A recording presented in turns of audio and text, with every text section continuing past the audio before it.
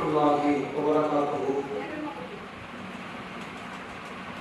அல்ஹம்துலில்லாஹி ரப்பில் ஆலமீன். வஸ்ஸலாத்து வஸ்ஸலாமு அலா ரசூலில்லாஹி வ ஆலிஹி வ ஸஹ்பிஹி அஜ்மஈன். வமன் தபிஅஹு வ தஆஹு பிதீனி இலா யௌமித்தீன். பெருமதிப்பிற்கும் மரியாதைக்கும் உரிய எல்லாம் வல்ல அல்லாஹ்வின் நல்லடியார்களே, அல்லாஹ்வுடைய பேரருளால் வீடு தேடி சென்று மார்க்க பிரச்சாரம் செய்யக்கூடிய இந்த பெண்கள் பயான் நிகழ்ச்சியில் இஸ்லாமிய திருமணம் என்ற தலைப்பின் கீழ் மார்க்கம் காட்டி தந்த திருமணத்தினுடைய வழிமுறைகளை உங்களுக்கு மத்தியில் நினைவுபடுத்தலாம் என நான் ஆசைப்படுகிறேன். இஸ்லாமிய திருமணம் என்ற இந்த தலைப்பை முஸ்லிம்களுக்கு மத்தியிலேயே நினைவுபடுத்துவதுதான் பெரும் ஆச்சரியத்திற்குரிய ஒரு நிகழ்வாக இருக்கிறது. ஏனென்றால் அல்லாஹ்வுடைய தூதர் நபிகள் நாயகம் ஸல்லல்லாஹு அலைஹி வஸல்லம் அவர்கள் வியாபாரத்தை எப்படி செய்ய வேண்டும், குழந்தைகளை எப்படி வளர்க்க வேண்டும், திருமணத்தை எப்படி நடத்த வேண்டும் என்று எல்லா காரியங்களையும் மிக அழகாக தத்துவமாக நடத்தி காட்டிய முன்மாதிரியாக திகழ்ந்த அல்லாஹ்வுடைய தூதர் அவர்களுடைய மார்க்கத்தில் இன்றைக்கு எல்லா காரியத்தையுமே நாம் திசை திருப்பி இஸ்லாத்தில் இல்லாத நிகழ்வுகளை நடத்தி கொண்டிருக்கிறோம். நபிகளாருடைய காலத்தில் வியாபாரத்தை சஹாபாக்கள் செய்தார்கள். எந்த விதமான மோசடிகள் இல்லாத, வட்டி இல்லாத, ஏமாற்று காரியங்கள் இல்லாத, பெருந்தன்மையோடு நேர்மையான முறையில் நடந்த வியாபாரம். இன்றைக்கு முஸ்லிம்கள் வியாபாரம் செய்கிறார்கள். அதிகமான மக்கள் இன்றைக்கு மோசடியை நோக்கி செல்லுகின்ற நிலை வந்துவிட்டது. தன்னிடத்தில் இருக்கக்கூடிய பொருளை அதனுடைய தரத்தை உயர்த்தி பேசியோ அல்லது குறைவாக இருக்கக்கூடிய அதனுடைய பலகீனத்தை மறைத்து பேசக்கூடிய நிலைக்கு மனிதர்கள் தள்ளப்பட்டு விட்டார்கள். இப்படி ஏதாவது ஒரு துறை தவறா என்று கேட்டால் முஸ்லிம்களுடைய எல்லா துறைகளிலுமே இன்றைக்கு இஸ்லாத்தை கைவிடுகிற நிலை வந்துவிட்டார்கள். இஸ்லாமிய மார்க்கம் எப்பொழுது முஸ்லிம்களுக்கு சொர்க்கம் கிடைக்கும் என்பதை நமக்கு தெளிவுபடுத்தும் பொழுது அல்லாஹ் தன்னுடைய திருக்குர்ஆனிலே சொல்கிறான். வல்ல இறைவன் பேசுகிறான், குல் நபியே நீங்கள் மக்களிடத்தில் சொல்லுங்கள், இன் குன்தும் துஹிப்பூன அல்லாஹ், நீங்கள் அல்லாஹ்வை நேசிப்பது உண்மை என்றால் ஃபத்தபிஊனி, என்னுடைய தூதர் நபிகள் நாயகம் ஸல்லல்லாஹு அலைஹி வஸல்லம் அவர்களை நீங்கள் பின்பற்றுங்கள். நம்ம எல்லாரும் அல்லாஹ்வை நேசிக்கிறோம்.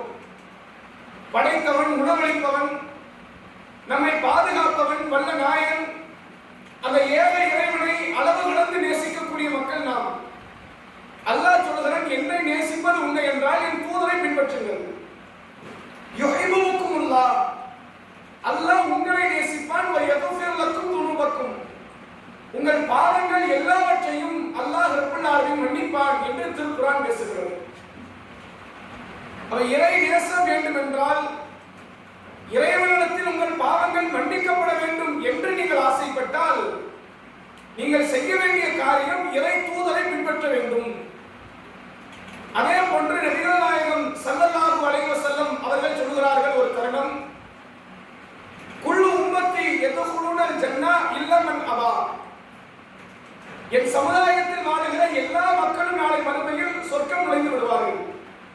எந்த நிற வேறுபாடு, மொழி வேறுபாடு, இன வேறுபாடு இல்லாமல், ஆண்கள் பெண்கள் என்ற வேறுபாடு இல்லாமல் என் சமூகத்தை சார்ந்த ஒட்டுமொத்த மனிதர்களும் நாளை மறுமையில் சொர்க்கம் நுழைந்து விடுவார்கள். இல்லாமல் அவா, ஏற்க மறுத்தவர்களை தவிர என்று நபிகள் நாயகம் ஸல்லல்லாஹு அலைஹி வஸல்லம் அவர்கள் கூறினார்கள். சஹாபாக்கள் கேட்கிறார்கள், யா ரசூலுல்லாஹ் வமை யாவா, ஏற்க மறுத்தவர்கள் சொர்க்கம் நுழைய மாட்டார்கள் என்றீர்களே, யார் அவர்கள் அப்படின்னு கேட்கிறாங்க. ரசூலுல்லாஹ் சொன்னார்கள், மன் அத்தாஅனி தஹல ஜன்னah, எனக்கு கீழ்ப்படிந்தவர் சொர்க்கம் நுழைவார். ஒமன்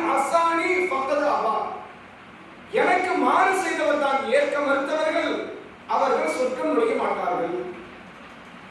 இன்றைக்கு முஸ்லிம்கள் அதிகமான மக்களின் மனநிலை எப்படி இருக்கிறது என்றால், நாம் அல்லாஹ்வை ஓரளவு சரிவர தொழுது கொண்டிருக்கிறோம், குர்ஆன் ஓதி கொண்டிருக்கிறோம், ரமலான் கால நோன்பு வைக்கிறோம், அளவு கடந்து தர்மம் செய்கிறோம். குறிப்பாக இந்த காயல்பட்டின மக்கள் எல்லாம் இந்த மக்களை மற்ற மக்கள் முன்மாதிரியாக எடுக்க வேண்டும். தர்ம விஷயத்தில் அளவுக்கு அதிகமாக தர்மம் செய்யக்கூடிய இடத்துல இந்த மஹல்லாவாசிகள் இருக்கிறார்கள். காயல்பட்டினத்தில் எந்த ஒரு தெருவில் எந்த ஒரு இஸ்லாமிய ஆணோ பெண்ணோ நற்காரியம் என்று வரும்பொழுது அதிகப்படியான பொருளாதாரத்தை செலவழிக்கக்கூடிய இடத்தில் இருக்கிறார்கள். விருந்தாளிகளுக்கு விருந்து உபச்சாரம் செய்வதில் இவர்கள் முக்கியஸ்தர்களாக இருக்கிறார்கள். அண்டை வீட்டாருக்கு உதவி செய்வதில் முக்கியமானவர்களாக இருக்கிறார்கள். இப்படி எத்தனையோ பல நன்மைகள் தர்ம சிந்தனைகள் இவர்களிடத்தில் இருந்தாலும் இவர்களுடைய மனநிலை எப்படி இருக்கிறது என்றால், நாம் நிறைய தர்மம் செய்கிறோம், தொழுகிறோம், நோன்பு வைக்கிறோம், குர்ஆன் வாசிக்கிறோம், பிள்ளைகளுக்கு குர்ஆனை மனநமிட வைத்திருக்கிறோம், மார்க்க சிந்தனையோடு இருக்கிறோம், நாம் சொர்க்கம் நுழைந்து விடலாம். சொர்க்கம் நுழைவதற்கு வழிபாடுகள் இபாதத்துகள் எவ்வளவு துணை புரிகிறதோ அதை விட பெரும் துணையாக எது இருக்கிறது என்றால் நபிக்கு கட்டுப்படுவதுதான். நபி அவர்கள் ஒன்றை சொல்லுகிறார்கள் என்றால் அது எனக்கு பிடித்தே இருந்தாலும் பிடிக்காமல் இருந்தாலும் சரி, நபி சொன்னதற்கு நான் கட்டுப்படுவேன். நபி அவர்கள் ஒரு காரியத்தை விட்டு என்னை தூரப்படுத்துகிறார்கள், விளக்குகிறார்கள் என்றால் அது எனக்கு மிக நேசத்திற்குரியதாகவே இருந்தாலும் சரி, நபி தடுத்ததால் நான் விலகிக் கொள்வேன் என்ற மனநிலைதான் ஒருவனை இந்த ஈமானில் தக்க வைக்கும் என்று மார்க்கம் சொல்கிறது. நபிகள் நாயகம் ஸல்லல்லாஹு அலைஹி வஸல்லம் அவர்கள் சொன்னார்கள் ஒரு தருணம், லா யுமினு அஹதுக்கும் ஹத்தா அகுன அஹப்ப இலைஹி மின் வாலிதிஹி வ வலதிஹி வன் நாஸி அஜ்மாயின்.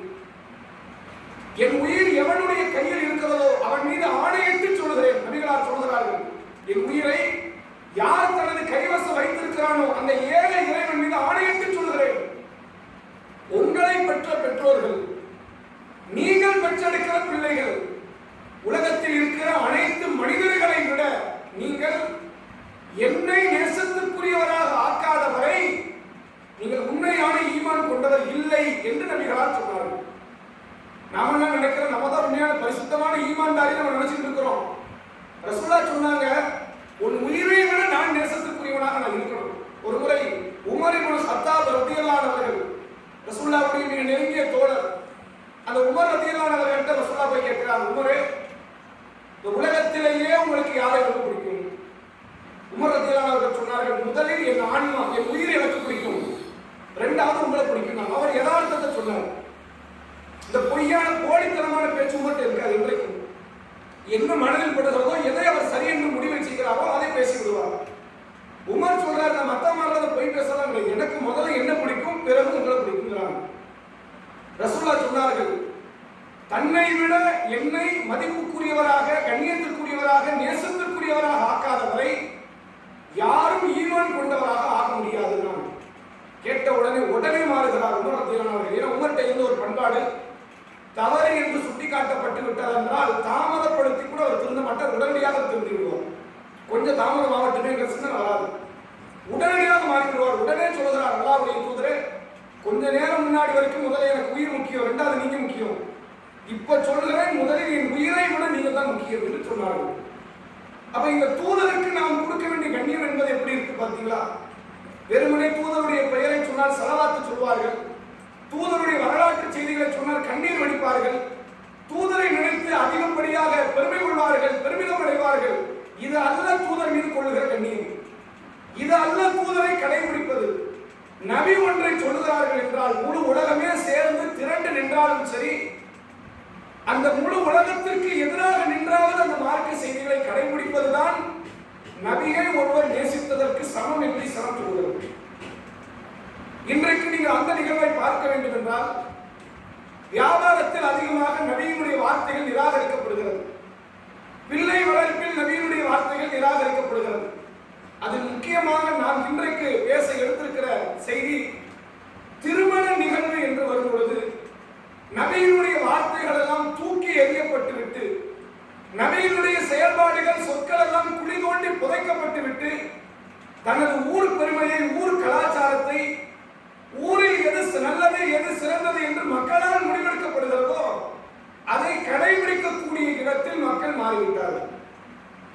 அதில் ஒன்றுதான் திருமண நிகழ்வில் பல விஷயங்கள் இருக்கு. ஒரு தவறு 2 தவறு என்பது அல்ல. இதை நாள் கணக்கில் பேசலாம் என்று சொல்லக்கூடிய அளவிற்கு திருமணத்தில் இன்றைக்கு ஏராளமான மார்க்கம் காட்டித்தராத பல புதுமை செயல்பாடுகளை மக்கள் இன்றைக்கு, அதில் குறிப்பாக காயப்பட்டின மக்கள் செய்து கொண்டிருக்கிறார்கள். ஒவ்வொரு நிகழ்வாக நீங்கள் பாருங்கள். திருமணத்திற்கு இஸ்லாம் கட்டாயமாக்கியது ஒரு 5 காரியத்தை கட்டாயமாக்கி இருக்கிறது. திருமணத்திற்கு எது கட்டாயம்? ஒரு 5 காரியங்கள் கட்டாயம். 6வது ஒரு காரியம், அது விரும்பினால் செய்யுங்கள் நன்மை, இல்லை என்றால் செய்யாமல் விடலாம், அது தீமை கிடையாது. ஃபஜர் தொழுகை 2 ரக்காத் இருக்குல்ல, அது ஃபர்லு. தொழுதால் நன்மை, தொழாவிட்டால் பாவம். இஸ்லாம் சொல்லுது. ஃபஜருக்கு முன்னாடி 2 ரக்காத் சுன்னத் இருக்குல்ல, தொழுதால் நன்மை, தொழவில்லை என்றால் எந்த பாவமும் கிடையாது, அவர் மீது குற்றம் கிடையாது. இதுதான் ஃபர்லுக்கும் சுன்னத்துக்கும் உள்ள வேறுபாடு. ரமலான் காலம் ஒருவர் நோன்பு வைக்காமல் இருந்தால் அல்லாஹ்விடத்தில் அவர் குற்றவாளியாக நிறுத்தப்படுவார். இன்னும் ஒரு சில நாட்கள்ல, நாளைய தினத்திலாம் பிறை தேடப்பட வேண்டிய நாள், முஹர்ரமுடைய நாள். பிறை தென்பட்டால் அதிலிருந்து 9வது 10வது நாளில் ஆஷூரா என்ற ஒரு நோன்பை நாம் வைப்போம். அதை வைத்தால் அல்லாஹ்விடத்தில் அதிக கூலி, வைக்காவிட்டால் அது ஒரு பாவம் கிடையாது. இதுதான் ஃபர்லுக்கு சுன்னத்துக்குள்ள வேறுபாடு. திருமணத்தில் 5 ஃபர்லு, ஒரு சுன்னத்தை இஸ்லாம் சொல்லித் தருகிறது. என்ன 5 ஃபர்லு? முதல் ஃபர்லு மார்க்கம் சொல்கிறது, திருமணத்தினுடைய மணமகனின் சம்மதம் தெரிவிக்கப்பட வேண்டும். அவர் விருப்பம் இல்லாமல் கல்யாணம் பண்ணாலும் அது கல்யாணம் கிடையாது. இந்த பெண்ணை மனம் வந்து நான் திருமணம் செய்வதற்கு எனக்கு விருப்பம் என்று அந்த மணமகன் சொல்ல வேண்டும். அவர் பிரியப்பட வேண்டும். பிரியமில்லாமல் தாய் தந்தையர் சொன்னார்கள் என்பதற்காக வேண்டி ஒருவர் திருமணம் முடிக்கிறாரே, ஆனால் அது ஒரு ஃபர்லையே இல்லாமல் ஆக்கிவிடும் என்று இஸ்லாம் சொல்கிறது. 2வது ஃபர்லு, அந்த மணமகனுடைய சம்மதமும் தெரிவிக்கப்பட வேண்டும். நபிகள் நாயகம் ஸல்லல்லாஹு அலைஹி வஸல்லம் அவர்கள் சொன்னார்கள், பெண்களிடத்தில் சம்மதம் பெற்றுதான் திருமணம் முடிக்கப்பட வேண்டும். ஆயிஷா அம்மையார் பக்கத்திலிருந்து கேட்கிறார்கள், அல்லாஹ்வுடைய தூதரே, கன்னி பெண்கள் வெட்கப்படுவார்களே, வெட்கப்பட்டு கொண்டு அந்த காரியத்தை சொல்ல மறுப்பார்களே. நபிகளார் சொன்னார்கள், கன்னி பெண் அல்லாதவர்கள் திருமணம் முடிக்கப்படுவாங்க. இந்த தலாக்கிடப்பட்ட, குழாயிடப்பட்ட விதவையான பெண்கள் திருமணம் முடிக்கப்பட்டார்கள் என்றால் வாயை திறந்து அவர்கள் தங்கள் சம்மதத்தை தெரிவிக்க வேண்டும். கன்னி பெண்களாக இருந்தால் அவர்கள் மௌனமே அவர்களுக்கு சம்மதம். அவங்களுக்கு ஏதாவது அப்செக்ஷன் இருந்துச்சு, நீங்க இப்ப வேண்டாம் கல்யாணம் கொஞ்சம் நாள் ஆகட்டும் அப்படின்னு அப்செக்ஷன் இருந்தால் அவங்க தெரிவிக்கணும். அப்செக்ஷன் எதுவுமே தெரிவிக்கலைனாலே அதை சம்மதமாக மார்க்கம் ஏற்றுக்கொள்கிறது.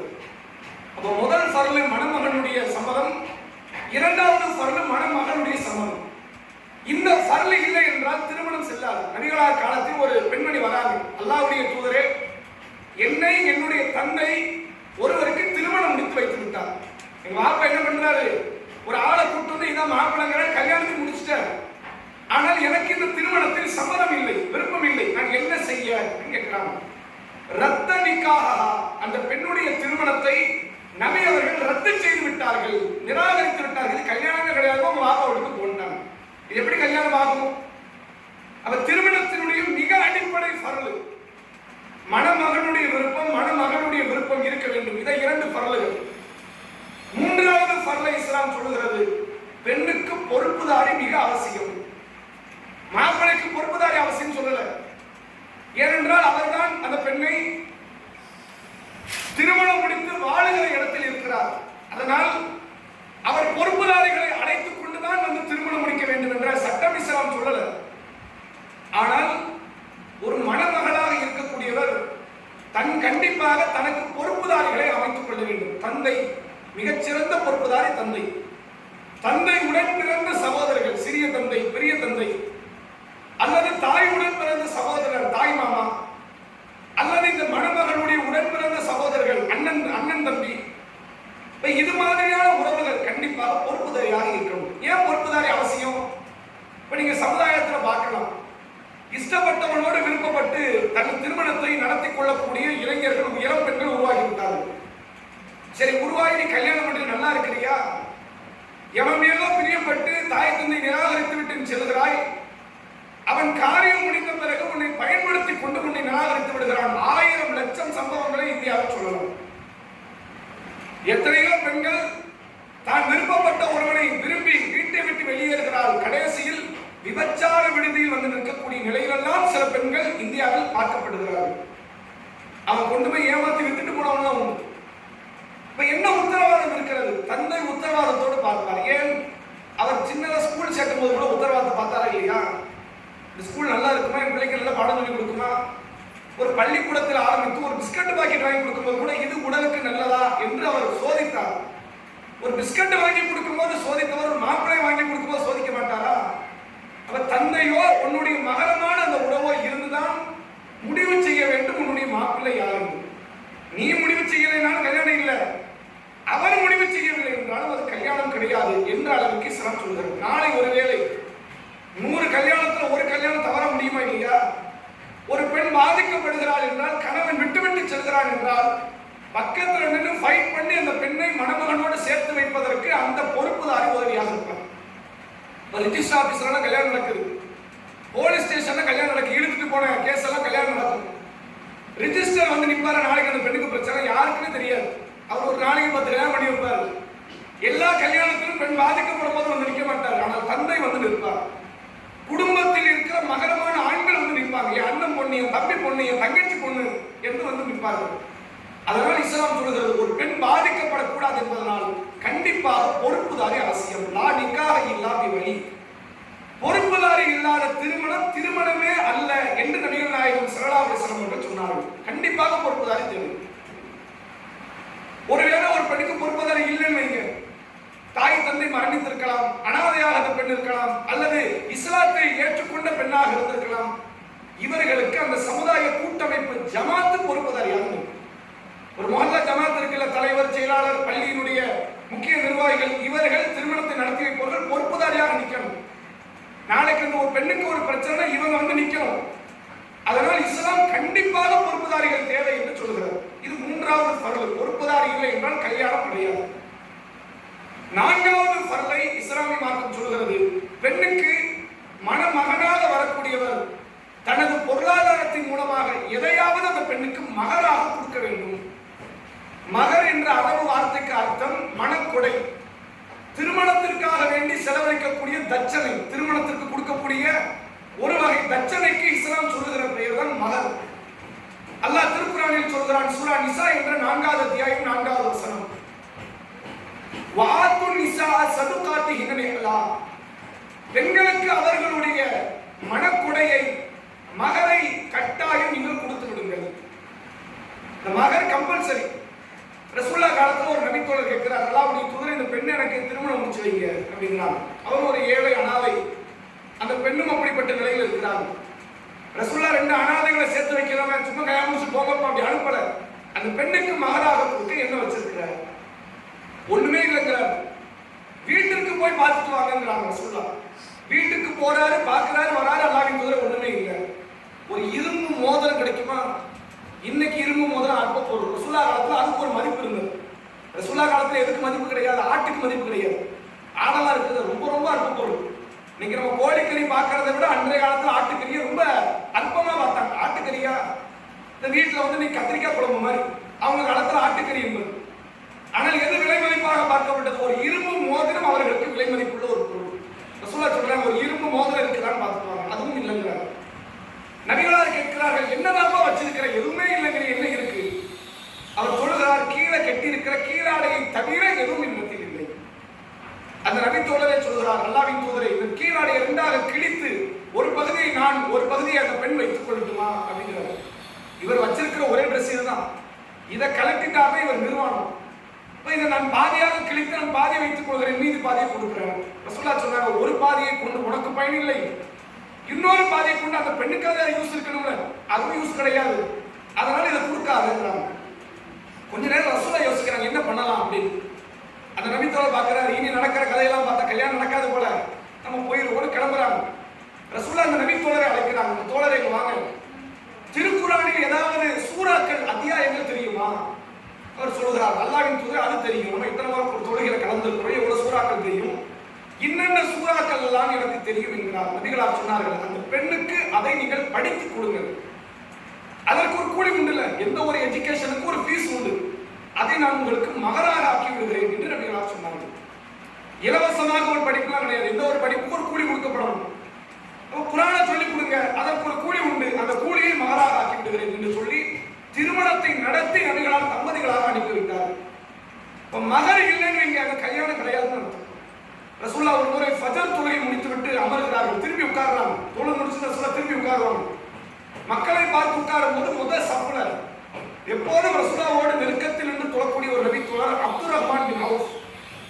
அவர் நபி காலத்தில் மட்டும் இல்லை, அதுக்கு அடுத்தடுத்த காலங்களில் கூட அப்துர் ரஹ்மான் பின் அவுஃப் முதல் சப்பில் நபியோடு நெருக்கமாக, நபிக்கு அடுத்து வந்த இமாம்களோடு நெருக்கமாக நின்று தான் தொழுவார். அந்த நபி தோழர் ஒரு நாள் ஃபஜர் வேளையில அந்த புத்தாடைகளை எல்லாம் உடுத்தி கொண்டு வருகிறார். பொதுவாக நாம ஃபஜர் நேரத்தில் ஒரு புத்தாடை ஒருத்த பார்க்குறோம் அப்படின்னா பெருநாள் அன்னைக்கு பார்ப்போம். ஏன்னா காலையில் சீக்கிரம் பெருநாள் தொழுகை இருக்குங்களா, நம்ம அப்பதான் புத்தாடை பார்ப்போம். அந்த நபி தோழர் ஒரு வித்தியாசமான ஒரு நாளில் புத்தாடை அணிந்து கொண்டு வருகிறார். நபிகளார் கேட்கிறார்கள், என்ன புத்தாடை, என்ன காரணம்? அவர் சொல்கிறார், நேற்று மாலை எனக்கு ஒரு பெண்ணோடு, அன்சாரி பெண்ணோடு திருமணம் நடந்தது. அந்த திருமண செலிப்ரேஷன் அதுக்காக போடப்பட்ட ஆடை. ரசூலுல்லாஹ் உடனே கேட்டாங்க, அந்த பெண்ணுக்கு மகராக என்ன கொடுத்த? ஒரு பேரச்சம்பழ கொட்டையின் எடை அளவுக்கு தங்கம். இன்றைய மதிப்புக்கு ஒரு சவரன் ஒரு 8 கிராம் இருக்கும் ஒரு கொட்டையினுடைய எடை. இதை நான் மகராக கொடுத்தேன் என்று நபிகளார் இடத்துல இந்த நபித்தோட சொன்னாங்க. ரசூலுல்லாஹ்வை பொறுத்த வரைக்கும் மகர் இல்லைன்னா கல்யாணம் கிடையாது. மகர் கண்டிப்பா கொடுக்கணும். எவ்வளவு கொடுக்கலாம்? எவ்வளவு நாளும் கொடுக்கலாம் இஸ்லாம் சொல்லுது. திருக்குறானில் அல்லாஹ் சொல்கிறான், நீங்கள் உங்களுடைய மனைவிமார்களுக்கு மனக்குடையாக ஒரு பொற்குவியலையே கொடுத்தாலும், பொற்குவியல் தெரியுது இல்ல, தங்க குவியலையே உங்கள் மனைவிக்கு மகராக கொடுத்தாலும், ஒருவேளை அந்த பெண்ணை விவாகரத்து செய்ய வேண்டிய நிலை வந்தால் மகரில் இருந்து எதையும் பெற்றுக் கொள்ளாதீர்கள் அப்படின்னு அல்லாஹ் குர்ஆன்ல கட்டளையிடுறார். மகராக எவ்வளவு கொடுக்கலாம்? எவ்வளவு நாள் கொடுக்கலாம்? உங்கள்ட்ட 10 கோடி ரூபா 5 கோடி தூக்கி கொடுங்க, மகரா தப்பு கிடையாது. மகராக கொடுப்பதற்கு இஸ்லாம் அதிகமாக ஆர்வம் ஊட்டுகிறது, வலியுறுத்துகிறது. ஏனென்றால் உங்கள் மனைவிக்கு எதிர்காலத்தில் எந்த விதமான கவலையற்ற நிலையில் வாழ்வதற்கு கொடுக்கக்கூடிய ஒரு பெரும் பொருளாதாரம் இந்த மகர். குறைவா எவ்வளவு கொடுக்கலாம்? அந்த பெண் பொருந்திக் கொள்ளக்கூடிய அளவுக்கு குறைவா கொடுக்கலாம். அதிகமா எவ்வளவு நாள் கொடுக்கலாம்? குறைவு ஏதாவது ரொம்ப மினிமம் அமௌண்ட் எது இருக்குதா? 100 ரூபா 50 ரூபா எது இருக்குதா அப்படின்னா அந்த பெண் எதை பொருந்திக் கொள்வார்களோ அதை அந்த பெண்ணுக்குரிய மகராக ஒப்படைத்து விடலாம் என்று மார்க்கம் சொல்கிறது. இப்ப 4 ஃபர்ல் முடிகிறது. ஒரு ஃபர்ல் மணமகன் சம்மதம், 2வது ஃபர்ல் மணமகனுடைய சம்மதம், 3வது ஃபர்ல் பொறுப்புதாரி அவசியம் பெண்ணுக்கு, 4வது ஃபர்ல் மகர் கட்டாயம், 5வது ஃபர்லை இஸ்லாம் சொல்கிறது பெண்களுக்கு அந்த திருமணத்திற்கு சாட்சிகள் அவசியம். திருமணத்திற்கு எது அவசியம் என்று இஸ்லாம் சொல்கிறது என்றால் சாட்சிகள். சாட்சினா இந்த தப்தர்ல 2 பேர் கையெழுத்து போடுவாங்க, மாப்பிள்ளை சார்பா பெண் சார்பா. அது அபிஷியலுக்காக, இந்த கவர்மெண்ட்ல ரெக்கார்டு காட்டுறதுக்கு. சாட்சினா என்னன்னு கேட்டா, ஜமாத்துல ஒண்ணு கூடி கல்யாணம் முடிச்சாங்க அதான் சாட்சி. சும்மா மறைமுகத்துல எங்கடையோ வச்சு ஒரு வீட்டுக்குள்ள வச்சு பெண்ணுடைய தந்தை பெண்ணு மாப்பிள்ளை 3 பேர் மட்டும் பேசி முடிக்கிறாங்க அப்படின்னா அது கல்யாணம் கிடையாது. கல்யாணத்திற்கு சாட்சிகள் அவசியம் என்று இஸ்லாம் சொல்கிறது. ஜமாத்தார்களாக நாமெல்லாம் போய் கல்யாணத்தில் உட்கார்ந்துக்கிறோம்னா நம்ம தான் சாட்சி. இது மாப்பிள்ளை, இது பொண்ணு, கல்யாணம் முடிஞ்சிருச்சு. நாளைக்கு இந்த தகவல் ஊர் முழுக்க பரவும், இதான் மாப்பிள்ளை தான் பொண்ணு அப்படின்னு. ஒருவேளை ரகசியமாக கல்யாணம் முடிக்கப்படுகிறது என்றால் அந்த இருவரை பற்றி தவறான பேச்சு தான் வெளி உலகத்துக்கு போகுமே தவிர நல்ல பேச்சுக்களாக போவார். 5 ஃபர்ல்களை இஸ்லாம் சொல்கிறது. சாட்சிகள் திருமணத்திற்கு அவசியம், கட்டாயம். 5 வகையான ஃபர்லை சொன்னதோடு ஒரு சுன்னத்தை இஸ்லாமிய மார்க்கம் சொல்லித் தருகிறது. திருமணத்திற்கு நீங்கள் வலிமா கொடுங்கள் என்றார்கள். வலிமா என்ற அரபு வார்த்தைக்கு விருந்து என்று அர்த்தம். திருமணத்திற்காக வேண்டி கொடுக்கப்படுகிற விருந்துக்கு அரபியில் வலிமா என்று சொல்லுவார்கள். இப்ப இந்த வலிமாவை நிறைய மக்கள் எப்படி புரிஞ்சுக்கிட்டாங்க அப்படின்னா, வலிமா ஃபர்ல்னு நினைக்கிறாங்க. கண்டிப்பா கொடுக்கணும், கொடுக்கலன்னா கல்யாணம் கிடையாது. ரசூலுல்லாஹ் அது சுன்னத்துல தான் சேர்த்துக்கிறாங்க, ஃபர்ல்ல சேர்க்கல. என்ன ஆதாரம் சுன்னத்துங்கிறதுக்கு? ஒரு நேரத்துல கொடுக்க சொன்ன ரசூலுல்லாஹ் ஒரு நேரத்துல கொடுக்க சொல்லலையே. ஒருத்தர் இரும்பு முதல் இருக்கான்னு கேட்டாங்களே ரசூலுல்லாஹ், வேற என்னப்பா வச்சிருக்கிறேன்னு கேட்டாங்களே, வலிமா குடும்ப ரசூலுல்லாஹ் கட்டாயப்படுத்தல. என்ன அர்த்தம்? அது சுன்னத். இருப்பவர்கள் குறைவான முறையில் கொடுங்க, இல்லாதவர்கள் கொடுக்காமலே இருங்க, தப்பே கிடையாது. அது ஒரு சுன்னத். இப்ப அக்கீகா கொடுப்போம். குழந்தை பிறந்தால் சரியாக 7ஆம் நாள் ஆண் குழந்தையாக இருந்தால் 2 ஆடுகள், பெண் குழந்தையாக இருந்தால் 1 ஆடு என்று அக்கீகா கொடுப்போம். இது கட்டாயமா? கட்டாயம் கிடையாது. கொடுத்தால் அல்லாஹ்விடத்தில் நன்மை, கொடுக்கவில்லை என்றால் அது ஒரு பாவம், குற்றம் கிடையாது. ஆனால் குர்பானிக்கு அறுக்கப்படுகிற பிராணி இருக்குது, அது கட்டாயம். யாரிடத்தில் பொருளாதார சக்தி இருக்கிறதோ கண்டிப்பாக அவர்கள் பக்ரீத்துடைய தினம், அதை தொடர்ந்து வரக்கூடிய 3 நாட்கள், இந்த 4 நாட்களில் அவர் ஆட்டையோ மாட்டையோ ஒட்டகத்தையோ அல்லது மாட்டில் ஒட்டகத்தில் கூட்டாகவோ இணைந்து குர்பானி என்ற அமலை பொருளாதாரம் உள்ளவர் செய்தே ஆக வேண்டும். அது கட்டாயம். அவ கட்டாயம் கட்டாயம் அல்லாதை பார்த்துக் கொள்ளுங்கள். திருமணத்தில் கொடுக்கப்படுகிற விருந்து கட்டாயம் கிடையாது. விரும்பியவர்கள் செய்து கொள்ளலாம். என்ன அளவுகோல்? அதுக்கு ஏதாவது அளவுகோல் இருக்குது? ஒரு 1000 பேர் கொடுக்கலாமா? நாங்களெல்லாம் பெரிய கோடீஸ்வரர்கள், ஒரு 10,000 பேரிடத்தில் கொடுப்பதற்கும் எங்களுக்கு பொருளாதாரம் இருக்கிறது, கொடுக்கலாமா என்று ஒரு கேள்வி வரும்.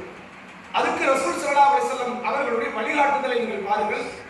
முஸ்னத் அஹ்மத் என்று சொல்லப்படக்கூடிய ஹதீஸ் கிரந்தம் நபிகளார் சொன்னார்கள், இன்ன அலம நிக்காஹ பரக்கத்தன் ஐஸரஹு மௌனா.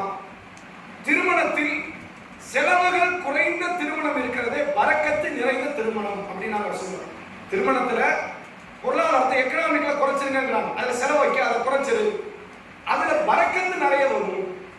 ஒரு மணமகன் மணமகள் இருவரும் இணைகிறார்கள் என்றால் அடுத்த கட்ட லைஃப் தொடங்குறாங்கன்னு அர்த்தம். லைஃப் முடியுதா? லைஃப் தொடங்குது. அவன் 25 வயசு வரைக்கும் வாழ்ந்தா லைஃபே கிடையாது. இன்னொருத்தருடைய நிழல்ல வாழ்ந்துட்டு இருக்கான். வாப்பா நிழல்ல வாழ்ந்தான், இப்பதான் தனியா சொந்த கால நிக்க போறான். இந்த பெண்ணு வாழ்ந்தால 25 வருஷம் 20 வருஷம் வாழ்க்கை, வாப்பா அம்மா அரவணைப்புல வாழ்ந்தா, இப்பதான் தனியா ஒரு குடும்பத்தை எடுத்து மேனேஜ் பண்ற இடத்துக்கு வரா. இந்த 2 பேருக்கும் அடுத்து பிள்ளை செல்வத்தல்ல கொடுப்பான். அவர்கள் ஒரு குடும்பத்தை நிர்வாகம் செய்யணும். மரணிக்கின்ற வரை அந்த குடும்பத்தை நல்ல முறையில கட்டுக்கோப்பா கொண்டு போகணும். இதுக்கு எது அவசியம்? பரக்கத் அவசியம். இஸ்லாம் சொல்கிறது, திருமணத்தின் செலவை குறையுங்கள், அதில் அல்லாஹ் பரக்கத்தை தருகிறான் என்று சொல்லுது. இப்ப செலவுன மார்க்கம் 2 செலவு நான் உங்களுக்கு சொன்னேன். ஃபர்து செலவு மஹரு, சுன்னத்து செலவு வலிமா. இந்த 2 செலவு தான் இருக்கு. 2ல எதை ரசூலுல்லாஹ் குறைக்க சொல்றாங்க? மஹருக்கு அல்லாஹ் குர்ஆன்ல சொல்லிட்டான், ஒரு குவியிலே கொடுத்தாலும் தப்பு இல்லைன்றான். பெண்களுக்கு மஹரை எவ்வளவு அள்ளி கொடுங்கறான், தப்பு கிடையாதுங்கறான். அப்ப மஹரை ரசூலுல்லாஹ் குறைக்க சொல்லல. எதை குறைக்க சொல்லிட்டாங்க? வலிமாவை தான் நபி அவர்கள் குறைக்க சொல்லி நமக்கு காட்டி தருகிறார். இந்த நான் சொன்ன ஃபஜர் நேரத்தில் ஒரு நபித்தோழர் வந்தார், தொழுதார். அவர் திருமணம் முடித்த தகவலை நபி அவர்கள் கேட்டு மகரை பற்றி விசாரித்தார்கள். அந்த நபித்தோழர் ரசூலுல்லாஹ் சொல்றாங்க, ஒலவ் பிஷாத், ஒரு ஆட்டை அறுத்து நீங்கள் வலிமா கொடுக்கலாமே அப்படிங்கிறாங்க. இந்த செய்தி நிறைய மக்கள் எடுத்துக்கொண்டு ரசூலுல்லாஹ் காலத்துல ஆடு கொடுத்தாங்க அப்படின்னா ஆட்டுடைய மதிப்பு தெரியுமா? இன்னைக்கு காலத்துல பாருங்க, ஆடு 30,000 ரூபாய் குறையாம கிடைக்காது. ஒரு நல்ல தரமான ஆடு, ஆடுன்னு எடுத்த கலரி வைக்க வேண்டாமா? அப்ப அதுக்கு ஒரு செலவு 1 லட்சம் ஆகும். அப்ப மக்கள் இவங்களை கூப்பிட்டு அவங்களை கூப்பிட வேண்டாமா? ஒரு 2 லட்சம் 3 லட்சத்துக்கு உணவை இழுத்து விடுவார்கள். நபியின் காலத்துல ஆட்டுடைய மதிப்பு என்ன நல்லா தெரிஞ்சுக்கணும். நம்ம காலம் வேற, நபி காலம் வேற. ரசூலுல்லாஹ்வுடைய காலத்துல ஆட்டுக்கு ஒரு மதிப்பே கிடையாது. இப்ப நபிகள் நாயகம் ஸல்லல்லாஹு அலைஹி வஸல்லம் அவர்கள் காலத்துல ஒரு நபி தோழருக்கு ரசூலுல்லாஹ் ஒரு வெள்ளி நாணயம் திருகத்தை கொடுத்து ரசூலுல்லாஹ் சொல்கிறார்கள், மார்க்கெட்டுக்கு போய் ஒரு ஆடு ஒன்று வாங்கிட்டு வாங்கன்றாங்க. அவர் போறாரு, ஒரு வெள்ளி நாணயத்துக்கு 2 ஆடு வாங்குறாரு. ஒரு ஆட்டை அதே சந்தையில் வைத்து இன்னொரு வெள்ளி நாணயத்துக்கு வித்துறாரு. ரசூலுல்லாஹ் வரார், ஒரு ஆட்டையும் கொடுக்கிறார், வெள்ளி நாணயத்துக்கு கொடுக்கிறார், நடந்த சம்பவத்தை சொல்கிறார். அப்ப நபியினுடைய காலத்துல வந்து அற்ப பொருளாக, ஒரு மதிப்பே கிடையாது என்ற பொருளாக இது பார்க்கப்பட்டது, ஆடு பார்க்கப்பட்டது. இன்னும் சில நபித்தோழர்கள் எடுத்துக்கொண்டால் வீட்டுக்கு விருந்தாளி வந்து ஆட்டை எடுத்துவாங்க. நம்ம வீட்டுக்கு விருந்தாளி வந்து என்ன செய்வோம்? ஒரு கோழி வாங்குவோம். அது 2 கிலோ 3 கிலோ இல்ல 1 கிலோ, ஏன்னா நம்ம மதிப்பு அவ்வளவுதான். ஆனால் நபித்தோழர்கள் என்ன செய்வார்கள் என்று கேட்டால் ஒரு ஆட்டை அறுப்பார்கள் என்பதிலிருந்து ரசூலுல்லாஹ் காலத்துல நம்மளோட எண்ணெயில் இருந்தாங்க சகாபாக்கள். அவன் ஆட்டையே அறுத்திருக்கிறாங்கன்னா ஆடு அவர்களை பொறுத்தவரை அற்ப பொருள், அதுக்கு ஒரு மதிப்பு கிடையாது. இன்னும் சொல்ல போனா இந்த கண்டெடுக்கப்பட்ட பொருள் இருக்குல்ல, கண்டெடுக்கப்பட்ட பொருள் என்ன சட்டம்? கீழே கடந்து ஒரு பொருள் எடுத்தா மார்க்கத்துக்கு சில சட்டங்களை சொல்லுது. அற்ப பொருளா இருந்து எடுத்து பையில போட்டு போயிட்டே இருக்கு, தப்பு கிடையாது. ஒரு சாக்லேட் கிடக்கு, ஒரு பிஸ்கட் கிடக்கு, இது யாருக்குள்ளதுன்னு போய் நீங்க ஐடென்டிஃபை பண்ணு, அதுங்க இன்வெஸ்டிகேஷன் தான் பண்ண வேண்டியது, எடுத்து சாப்பிட்டு போங்க. ஒரு பெரிய பொருள் கிடக்குது, 1 லட்சம் ரூபாய் கட்டு கிடக்குது, எடுக்கக்கூடாது. அதை யாருக்குரியவர் என்பதை நீங்கள் தேடி ஆராய்ந்து கண்டுபிடித்து அவர்களுக்கு நீங்கள் கொடுங்க. ஓராண்டு காலம் நீங்கள் அதை பாதுகாத்து வைக்கணும். அதை பெற்றுக்கொள்ளக்கூடிய அடையாளம் சொல்லக்கூடிய நபர் வரவில்லை என்றால் அது உங்களுக்குரியது என்று மாற்றம் சொல்லுவோம். இப்படி ரசூலுல்லாஹ் பட்டியல் போட்டுட்டே வரும்போது ஆடு தொலைந்தால் என்ன சட்டம் சொல்றாங்க. இப்ப நம்ம ஊர்லயே எடுத்துக்கணும், ஒருத்தர் வீட்டுல இருந்து ஆடு அப்படி வழி மாறி தெருவா அடைஞ்சு நம்ம வீட்டுக்குள்ள வருது. நம்ம என்ன செய்வோம்? நம்ம வீட்டுல உள்ள ஆடு கிடையாது, விரட்டி விட்டுருவோம். சொந்தக்கார ஓனர் வந்து கேட்கிறாரு, ஆட்டை தானே கொடுத்துதானே செய்வோம். அதாவது உலக யதார்த்தம். ரசூலுல்லாஹ் சொல்றாங்க, ஆடு தொலைந்து விட்டால், நபி காலத்துக்கு சொல்லப்பட்ட சட்டம், ஆடு வழிமாறி உங்கள் வீட்டுக்கு வந்தால், உங்களிடத்தில் வந்தால் அந்த ஆடு உங்களுக்குரியது. வழிமாறி வந்து வீடு ஆடு இருக்காங்க, நீங்கள் எடுத்தால் உங்களுக்குரியது, இன்னொருத்த முந்திக்கிட்டு அவனுக்குரியது, ஓனாய் முந்திக்கிட்டு அதுக்குரியது. அதனால் வழிமாறி ஆட்டுக்கு என்ன கிடையாது, அதுக்கு எந்த விதமான பெனால்ட்டி ஒன்றும் கிடையாது. நீங்க யாருக்கு எந்த ஈட்டு தொகை கொடுக்க வேண்டாம். ஆட்டை பொறுத்தவரை நபி காலத்தில் மிக மிக அற்ப பொருள் ஆடும் என்று மார்க்கம் சொல்லுது. அப்ப ரசூலுல்லாஹ் காலத்துல ஆட்டை விருந்து கொடுன்னு என்ன அர்த்தம்? இந்த காலத்துல அற்ப விருந்தைத்தான் நபி தன்னுடைய காலத்தின் வார்த்தையை சொல்லி சொன்னார்கள், ஆட்டை விருந்து கொடுங்க. மிக சொற்பமாக நடத்தப்பட வேண்டிய திருமணம். இப்படி திருமணம் நடக்குது எங்க சமூகத்தில். கொஞ்சம் யோசிச்சு பாருங்க. நம்ம சமுதாயத்துல இளம் குமர பெண்கள் என்று ஒரு கூட்டம் இருக்குமா? இன்னைக்கு இருக்கிறாங்க. இதே காயல்பட்டினத்தில் இருக்கிறாங்க. சரி, பெண்கள்ல மட்டும்தான் இளம் குமர பிள்ளைங்க இருக்குதா அப்படின்னு கேட்டா ஆண்களிலும் இருக்கிறார்கள். 30 வயதை கடந்திருக்கும், திருமணம் முடித்திருக்க மாட்டார்கள். அதுக்கு அவங்க சொல்ற ரீசன் என்ன தெரியுமா? நான் லட்சிய பாதையில் போய்கிட்டு இருக்கிறேன், நிறைய படிக்கும். ஒண்ணும் கிடையாது. கல்யாணத்துக்கு செலவு இருக்குது, செலவுக்கு சம்பத்தியம் வேணும், அதுக்காக வெளிநாட்டுக்கு பயணம். கல்யாணத்தை இவ்வளவு சிம்பிளா முடியும் சொன்ன மார்க்கம். எந்த அளவுக்கு சிம்பிளா முடிக்கணும் தெரியுமா? ரசூலுல்லாஹ்வுக்கு அல்லாஹ் கட்டளை எடுக்கிறான், உங்கள் அடிமைகளுக்கு திருமணம் முடித்து வைங்கள்ன்றான். அடிமைக்கு ஏதாவது பொருளாதார சோர்ஸ் உண்டா? இப்ப நாமளாவது ஒரு கடையில் போய் வேலை பார்த்தா ஒரு நாளைக்கு 300 400 எடுப்போம். அடிமைக்கு அது கூட கிடைக்காது. அவர்கள் ஓனருக்கு வேலை செய்வாங்க, ஊதியம் கிடைக்காது, உணவு மட்டும் தான் கிடைக்கும். அவனுக்கு எதுக்கு கல்யாணம்? குர்ஆன் சொல்லுது, அவனுக்கும் திருமணம் முடித்து வை என்று சொல்லுவது. அடிமையாக இருக்கக்கூடிய மக்களுக்கும் திருமணம் முடித்து வையுங்கள். அல்லாஹ் அவர்களுக்கு பிற்காலத்தில் பரக்கத்தை வழங்குவான், தண்ணீரை வாக்குவான், பொருளாதாரம் கொடுப்பான். அப்படி கல்யாணம் முடிச்சு வையுங்கள். இப்ப அவர்கள்லாம் வலிமை கொடுக்க முடியுமா? கொஞ்சம் யோசிச்சு பாருங்க. இஸ்லாம் சொல்கிறது இந்த வலிமாவினுடைய பொருளாதாரத்தை மிகவும் குறைத்து விடுங்கள் என்று காட்டுகிறது. நபிகளார் எவ்வளவு சதக்கா பண்ணாங்க. ரசூலுல்லாஹ்வுடைய சதக்கா கொடுத்து கொடுத்து கை சவந்த மனிதர் அல்லாஹ்வுடைய தூதர். அப்படிப்பட்ட நபிகளார் திருமண விருந்தாக என்ன கொடுத்தாங்க? ஹதீஸ்ல நீங்க பாருங்க. இல்ல ரசூலுல்லாஹ் ஒரு 2000 பேரை கூப்பிட்டு பெரிய அளவுல வந்து பிரியாணி வச்சாங்கன்னு சொல்ல முடியுமா?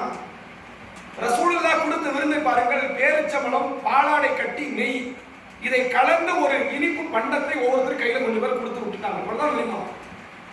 பக்ரீத் தினத்தில் நபி அவர்கள் 100 ஒட்டகத்தை அறுத்தார்கள் ஹதீஸ் இருக்கு.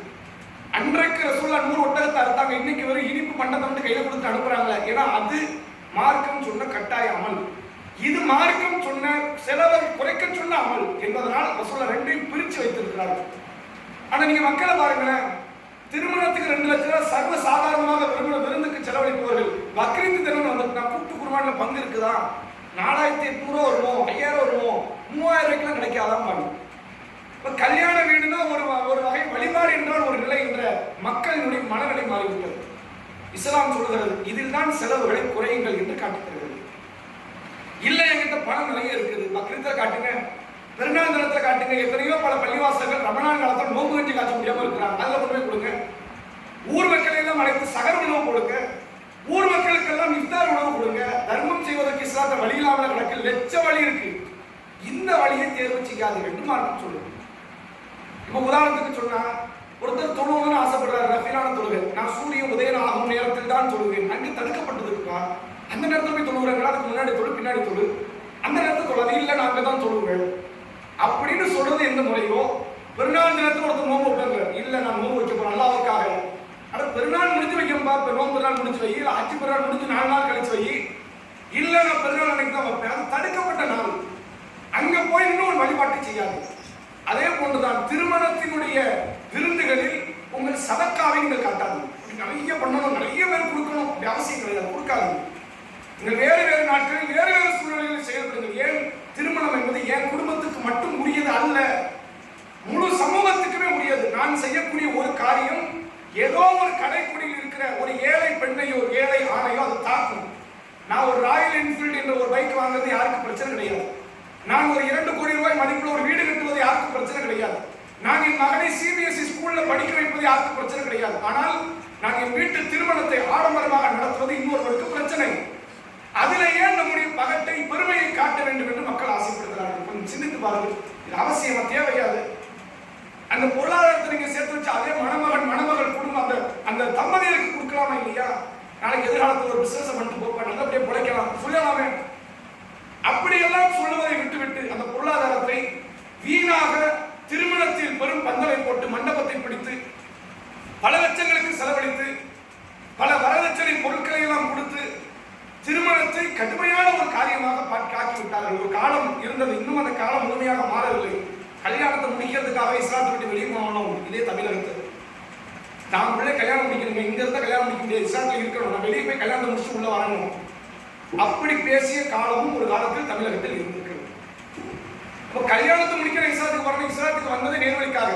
இங்க இருந்தால் எனக்கு சிரமம் அப்படின்னா நீங்கள் அல்லாஹ்வுடைய மார்க்கத்தை எவ்வளவு மோசமாக ஆக்கி விட்டீர்கள், சிந்தித்து பாருங்கள்.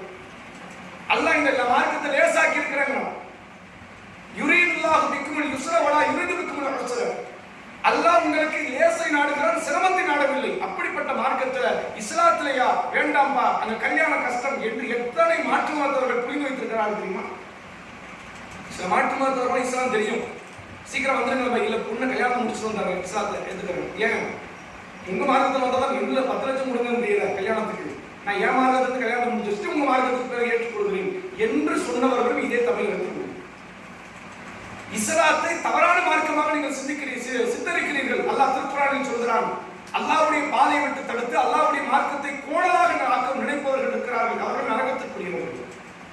இஸ்லாத்தை நீங்க கெட்ட பார்வை பார்க்க வைக்கிறீங்க, இஸ்லாத்தை ஒரு கடுமையான தவறான மார்க்கமாக நீங்கள் காட்டுகிறீர்கள். இந்த திருமணத்தை காரணம் இலகுவாக திருமணம் முடிச்சு ஆகாதா, அந்த திருமணம் நல்லபடியாக இருக்காதா? இஸ்லாம் சொல்கிறது அதில் தான் பரக்கத்து இருக்கிறது என்று சொன்ன பிறகும் நான் ஆடம்பரமாக திருமணம் முடிப்பேன் என்பது இறைவனுடைய கட்டளைகளுக்கு எதிராக நடக்கும். பல மார்க்கறிஞர்கள் இந்த சம்பவத்தை பேச மாட்டாங்க, அவங்களுக்கு மது பெருசா தெரியும். மது வருந்தாது எப்ப அது தப்பு தான், நம்ம மாட்டோம், நம்ம வந்து கூடுதலா சொல்றோம். வட்டியை பற்றி பேசுவார்கள் கடுமையாக, விபச்சாரத்தை பற்றி பேசுவார்கள், உண்மையில் அதெல்லாம் பேசப்பட வேண்டியதுதான். ஆனால் அது கொண்டு இன்னும் பேசப்பட இங்கே வாயை திறக்க மாட்டாங்க. பல மார்க்கறிஞர்கள் ஆடம்பர திருமண நிகழ்வில் வந்து கலந்து கொள்வார்கள். இந்த ஜமாத் உலமா சபையினுடைய தலைவர் கூட சமீபத்தில் திருநெல்வேலி மாவட்டத்தில் ஒரு மிகப்பெரும் ஆடம்பர திருமணம், அதாவது தமிழகத்தினுடைய ஒரு அமைச்சர் உதயநிதி என்ற அமைச்சர் கலந்து கொள்ளக்கூடிய திருமணம் எப்படி இருக்குன்னு வச்சு பாருங்க. 5000 கல்யாணத்துல அவன் கலந்துக்க போறான், 50,000 கல்யாணத்துல கலந்துக்க போறாரா? அவரு பல லட்சங்களை செலவழிக்கக்கூடிய ஒரு பெரும் திருமணத்தில் ஜமாத்தின் உலமா சபையினுடைய தலைவரும் வந்து கலந்து கொள்கிறார்கள் என்றால் சமுதாயத்திற்கு நீங்கள் சொல்லித்தரக்கூடிய முன்மாதிரி செய்திகள் என்ன? இதை சொல்லிட்டு நாளைக்கு நீங்கள் மெம்பர்களை ஏறி மக்களிடத்தில் சொல்லும் பொழுது மக்களே எளிமையாக திருமணம் நடத்துங்கள் என்று சொன்னால் இந்த சமூகம் நேர்வழியின் பக்கம் வருமா? எது மார்க்கத்தினுடைய அடிப்படை என்பதை நீங்கள் புரிந்து கொள்ள வேண்டும். திருமணத்தில் செலவு செய்யாதீர்கள், அதில் சிக்கன போக்கை கடைபிடியுங்கள். பல ஏழை குமர பெண்கள் சமுதாயத்தில் இருக்கிறார்கள். இன்றளவிலும் இதே ஊரில் காட்ட முடியும் 30 வயதை அடைந்த பெண்கள் கல்யாணம் முடிக்கல, எனக்கு பொருளாதாரம் இல்லை என்று சொன்ன பெண் பிள்ளைகள். இதே ஊர்ல 35 வயசு இளைஞர்கள் என்னால் காட்ட இயலும், கல்யாணம் முடிக்கல, திருமணத்திற்கான செலவுகள் செய்ய பொருளாதாரம் இல்லை என்ற நிலை. யாருக்கு நீங்கள் கெட்ட முன்னுதாரணத்தை நீங்கள் உருவாக்குகிறீர்கள் தெரியுமா? யாரை பெருமளவில் அதல பாதாளத்தில் படுகொலையில் தள்ள வைக்கிறீர்கள் தெரியுமா? தன் முஸ்லிம் சகோதரனை சகோதரியையே நீங்கள் பெருமளவில் சோதிக்கக்கூடிய இடத்தில் இருக்கிறீர்கள். நபிகளார் சொன்னார்கள், அது முக்மினுக்கல் புனியான், இறை நம்பிக்கை கொண்டவன் ஒரு கட்டடத்தை கொண்டு இருப்பான். ஒரு பக்கம் வலு இழந்தால் இன்னொரு பக்கம் வலு சேர்க்கும். அது வந்து அவர்களை ஸ்ட்ராங் ஆக்கும். ஒரு உடலை போன்றவன் என்றெல்லாம் மார்க்கம் சொல்கிறார். ஒரு பக்கம் அடி வந்தால் இன்னொரு பக்கம் வலிக்கும். நீங்க கல்யாணத்தை சந்தோஷம் பண்றீங்க, இன்னொருத்த பண்ண முடியலையே, வழி வரலையே உங்களுக்கு கொஞ்சம் கூட. அப்படிப்பட்ட ஒரு வழி இருக்கணும் இல்லையா? கொஞ்சமாவது இருக்கணுங்க. இதே பள்ளிவாசல்கள் தான் தப்தர்களை பல திருமணங்களுக்கு தருகிறார்கள், ஆடம்பர திருமணத்துக்கும் தருகிறார்கள், ஏழை வீட்டு திருமணத்துக்கும் தருகிறார்கள். அதே பள்ளியில் தான் வந்து தொழக்கூடிய நபர்கள் இருக்கிறார்கள். என் பிள்ளைக்கு இன்ன வரைக்கும் கல்யாணம் நடக்கலை என்ற நிலையில் உள்ள பெற்றோர்களும் அந்த பள்ளியில் வந்து தொழுகிறார்கள். நான் என்ன கேட்கிறேன், எல்லா மக்களுக்கும் பொதுவானது என்ற அடிப்படையில் கட்டி அமைக்கப்பட்ட அந்த பள்ளியினுடைய நிர்வாகிகளாக இருப்பவர்கள் இவருக்கு ஒரு பார்வை அவருக்கு ஒரு பார்வை நியாயமா?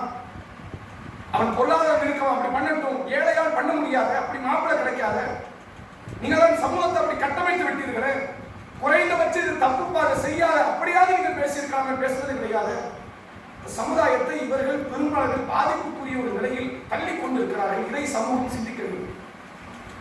ஆடம்பர திருமணம் என்பது நீங்கள் புரிந்து கொள்ளுங்கள், அல்லாஹ்விடத்தில் பெரும் பாதிப்பை மறுமை நமக்கு ஏற்படுத்திவிடும். ஏன் நான் சொல்றேன் தெரியுமா? நல்லா தெரிஞ்சுக்கங்க, வழிபாட்டுக்குள்ள நம்ம சிந்தனை சிந்திக்க கூடாது. என் வீட்டில் இன்னைக்கு பிரியாணி செய்யவா கலரி செய்யவாங்கிற முடிவை நான் எடுப்பேன். ஃபஜர் தொழுகை 2ஆம் 3ஆங்கிற முடிவை நான் எடுக்கக்கூடாது. அது மார்க் அல்லாஹ் சொல்லணும். புரியுதா உங்களுக்கு? என் வீட்டு முடிவை தான் நான் எடுப்பேன், அவன் மார்க்கத்தின் முடிவை நான் எடுக்க மாட்டேன். ரசூலுல்லாஹ் சொன்னாங்க, திருமணம் இருக்கிறது அது என் வழிமுறை. நான் இப்ப நபி வழிமுறையில் நான் ஏன் என் மூக்க நுழைக்கணும் அவசியம் வந்துச்சு? நான் என் மூக்க நுழைக்கிறத மறுபடியும் நான் அல்லாஹ்வுடைய தண்டனைக்குரியவனாக மாற மாட்டேனா? இதை ஏன் சமுதாயத்தில் இருக்கிற பெரிய மக்கள் புரிந்து கொள்வதில்லை? சிந்தித்து பாருங்கள். அதே போன்று திருமணத்தில் அதிகமாக பேசப்பட வேண்டிய இன்னொரு முக்கியமான ஒரு செய்தி தான் பெண் வீட்டுக்கு மணமகன்மார்கள் செல்லக்கூடிய ஒரு வழிமுறை. இது வந்து என்ன, முன்னாடி நான் ஆடம்பரம்னு சொன்னேன். உலகம் முழுக்க பல முஸ்லீம்கள் ஆடம்பர திருமணம் பண்றாங்க. குவைத்தில் உள்ள முஸ்லீமும் பண்றான், மதுரையில் உள்ள முஸ்லீம் பண்றான், தமிழ்நாட்டில் எல்லா மூலையில் இருக்கிற முஸ்லீம் பண்றான், ஊப்பியில் உள்ள முஸ்லீம் பண்றான், ஜார்க்கண்ட்ல உள்ள முஸ்லீம் பண்றான். இந்த ஆடம்பர திருமணத்தை உலகத்தில் உள்ள எல்லா முஸ்லீம்களும் பண்ணுகிறார்கள். நாம் அத்தனை பேரும் செய்வது தவறு என்று சொல்கிறோம். இந்த மணப்பெண் வீட்டுக்கு போறது இருக்குல்ல, காயல்பட்டமும் இதை சார்ந்த ஒரு சில ஊர்காரங்க மட்டும் தான் பண்றாங்க. இப்படி ஒரு வழிமுறையை முதலில் உருவாக்கி தந்த சமூகத்தவர்கள் இந்த ஊர்காரர்கள். காயல்பட்டினம், கீழக்கரை, அதனாம்பட்டினம், அம்மாம்பட்டினம், தேவிப்பட்டினம், இந்த கடலோரத்தில் இருக்கக்கூடிய இந்த பகுதிகள்லாம் இருக்குல்ல, பெண் வீட்டுக்கு மணமகன் செல்ல வேண்டும் என்ற ஒரு புது தத்துவத்தையே கொண்டு வந்து விதைக்கிறார்கள். அது சமூகத்துக்கு நல்லது என்றும் நினைக்கிறார்கள். யோசித்து பாருங்கள், இஸ்லாத்தினுடைய எத்தனை பல அடிப்படைகள் மீறப்படும் தெரியுமா? நபி அவர்கள் திருமணம் முடித்தார்கள், 11 மனைவி. அதுல அம்மையார் ஹதீஜா ரலியல்லாஹு அன்ஹா ஆரம்பத்தில் மௌத்தாயிட்டாங்க. 10 மனைவி இருந்தாங்க. இந்த 10 மனைவியுடைய வீட்டில் நபி சென்றார்களா? நபி வீட்டில் 10 பேருக்கும் இடம் கொடுக்கப்பட்டதா? நபியினுடைய வீட்டில் தான் 10 அம்மையார்களுக்கும் இடம் கொடுக்கப்பட்டது. ரசூலா மதீனாக்குள்ள வரும்போது அவங்களுக்கு 2 மனைவி, சௌதா ரலியல்லாஹு அன்ஹா, ஆயிஷா ரலியல்லாஹு அன்ஹா, 2 பேர் தான் இருந்தாங்க. வந்த உடனே ரசூலா மஸ்ஜித் நபவிக்கு பள்ளிவாசல் விலை கொடுத்து வாங்குறாங்க. நான் சொந்த பொருளாதாரத்தில் ஒரு குறிப்பிட்ட இடத்தை மட்டும் நான் வீட்டுக்கு எடுத்துக்கிட்டாங்க. மிச்சம்லாம் பள்ளிவாசல் ஆக்கியாச்சு, வக்ஃபு பண்ணியாச்சு, பள்ளிவாசலுக்கும் கொடுத்தாச்சு. இப்போ இந்த இடத்துல அடுத்த புது புது மனைவிமார்கள் வராங்க. ஹப்ஸா ரலியல்லாஹு அன்ஹா, ஜுவைரியா ரலியல்லாஹு அன்ஹா, சஃபியா ரலியல்லாஹு அன்ஹா, உம்மு சலமா ரலியல்லாஹு அன்ஹா, உம்மு ஹபீபா ரலியல்லாஹு அன்ஹா, அடுத்தடுத்த மனைவிமார்கள் வரும்போது ரசூலா அந்த இடத்தையே இன்னொரு துண்டு துண்டா ஆக்கி ஒவ்வொருத்தருக்கும் ஒரு அறையா கொடுத்துட்டாங்க. பெரிய வீடா இருந்து ரசூலா மௌத்தா இருக்கும்போது வீடு எப்படி ஆயிடுச்சு, ஒரு சின்ன அறையா மாறிடுச்சு. அதனால நீங்க ஹதீஸ்ல பார்க்கலாம், ஆயிஷா அம்மையார் ரசூலாவுடைய குறுக்க படுத்து கிடப்பாங்க. ரசூலா தொழும்போது சுஜூது செய்யும் போது விரலால் குத்துவார்கள். ஆயிஷா அம்மையார் காலை முடக்கி கொள்வார்கள். ஏன் வீடு இவ்வளவு சுருங்கிச்சு? ரசூலா அப்பவே வாங்கும்போது வீட்டு அவ்வளவு சுருக்க வாங்கினாங்களா? வரும்போது பெருசா இருந்தது, எல்லா மனைவிமார்களுக்கும் பங்கு பிரித்து கொடுக்கும்போது வீடு சுருங்கி. தனது பொருளாதாரத்தில் தான் நபி அவர்கள் தன் மனைவிமார்களை வாழ வைத்தார்களே தவிர மனைவியினுடைய பொருளாதாரத்திலோ மனைவியின் குடும்பத்தின் பொருளாதாரத்திலோ நபி அவர்கள் வாழவில்லை. சுயமரியாதை கற்றுத்தந்த மார்க்கம் இல்லையே இஸ்லாம். அல்லாஹ் திருக்குர்ஆனில் சொல்கிறான், அர்ரிஜாலு கவ்வாமுன அலன் நிஸா, ஆண்கள் தான் பெண்களை நிர்வாகம் செய்ய வேண்டும். ஆண்கள் மேல பெண்கள் ஒரு படி கீழே. இஸ்லாம் வந்து பெண்ணுக்கு மரியாதை கொடுக்க கூடாது, மதிப்பு கொடுக்க கூடாது அப்படி சொல்லல. அப்படி சொல்லியிருந்தா ஆயிஷா நாயகி நம்ம மதிச்சிருப்போம். யோசிச்சு பாருங்க, பெண்களுக்கு மதிப்பு கொடுக்க கூடாது ஆயிஷா நாயகி நம்ம மதிச்சிருப்போமா? ஆயிஷா நாயகி நம்முடைய உம்மா நம்ம சொல்லிட்டு இருக்கிறோம், நம்ம தாயா இருக்கணும். இப்போ அவ்வளோ பெரிய மதிப்பை நாம் கொடுக்குறோம்னு என்ன அர்த்தம்? கணவனுக்கு மதிப்பு உண்டு, மனைவிக்கு மதிப்பு உண்டு, மனைவிக்கு ஒரு படி மதிப்பு கீழே. ஏன் இப்படி கொடுக்கிறது? எல்லாருக்குமே ஃபர்ஸ்ட் பொசிஷன் கிடைக்காதுங்க, ஹெட் கிடைக்காது. தமிழ்நாட்டில் இருக்கிற 8 கோடி மக்கள் முதலமைச்சராக நினைச்ச சாத்தியப்படுமா? இந்தியாவில் இருக்கிற 135 கோடி பேர் நானும் முதல்வராக நினைச்ச சாத்தியப்படுமா? ஒருத்தருக்கு தான் அந்த சீட்டு கிடைக்கும், எல்லாருக்கும் கிடைக்காது. முழு உம்மத்தின் சேர்ந்து நானே இறைத்துதல் ஆகணும்னு நினைச்ச சாத்தியப்படுமா? ஒருத்தருக்கு தான் அந்த சீட்டு, எல்லாருக்கும் கிடைக்காது. அப்ப அதை புரிந்து கொண்டு இஸ்லாம் சொல்றது, குடும்பத்துல ஒரு தலைமை பொறுப்பை கொடுக்கணும். ஆணுக்கு கொடுக்குவா, பெண்ணுக்கு கொடுக்குவா. ஆணுக்கு கொடுத்தாச்சு, பெண் அந்த தலைமையை கட்டுப்படுகிற இடத்தில் இருக்க வேண்டும். இந்த கட்டுப்பாடு எப்போ பெண்ணுக்கு கிடைக்கும் தெரியுமா? இயல்பாகவே பெண்கள்ட்ட அந்த கட்டுப்பாடு தான் கொஞ்சம் குறைவு. ஆண்கள்ட்ட கூட கொஞ்சம் லேசா சொல்லி கட்டுப்பாடு வந்துடும், பெண்கள்ட்ட அந்த கட்டுப்பாடு குறைவு. பெண்கள்ட்ட ஒரு உயர்வு உண்டு, ஆண்கள்ட்ட ஒரு உயர்வு உண்டு. நீங்க பெண்களை பார்க்கலாம், பெண்கள்ட்ட அமல்கள் விஷயத்துல ஆம்பளைங்கெல்லாம் தூக்கி சாப்பிடுவாங்க. அவங்கள மாதிரி தொழ முடியாது, நோன்பு வைக்க முடியாது, தர்மம் பண்ண முடியாது, திக்ர் பண்ண முடியாது, குர்ஆன் ஓத முடியாது, முழுக்க முழுக்க அமல்னே கலந்துருவாங்க. அதான் ரசூலா சொல்றாங்க, கணவன்கிட்ட பெருமிஷன் கேட்காம சுண்ணத்தா நோன்பு வைக்காதீங்க.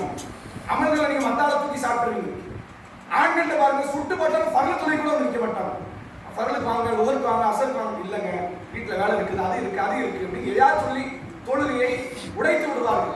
அமல்களில் பெண்ணுக்கு ஒரு உயர்வு இருக்கிற மாதிரி கட்டுப்படுதலில் ஆணுக்கு ஒரு உயர்வு. நீங்க யோசிச்சு பாருங்க, சும்மா தொழுகை நடக்குதா, நூற்றுக்கணக்கான பேர், ஆயிரக்கணக்கான பேர் சில பள்ளியில ஒன்று கூடுறாங்க, ஒரு சின்ன சத்தம் கூட வரும்.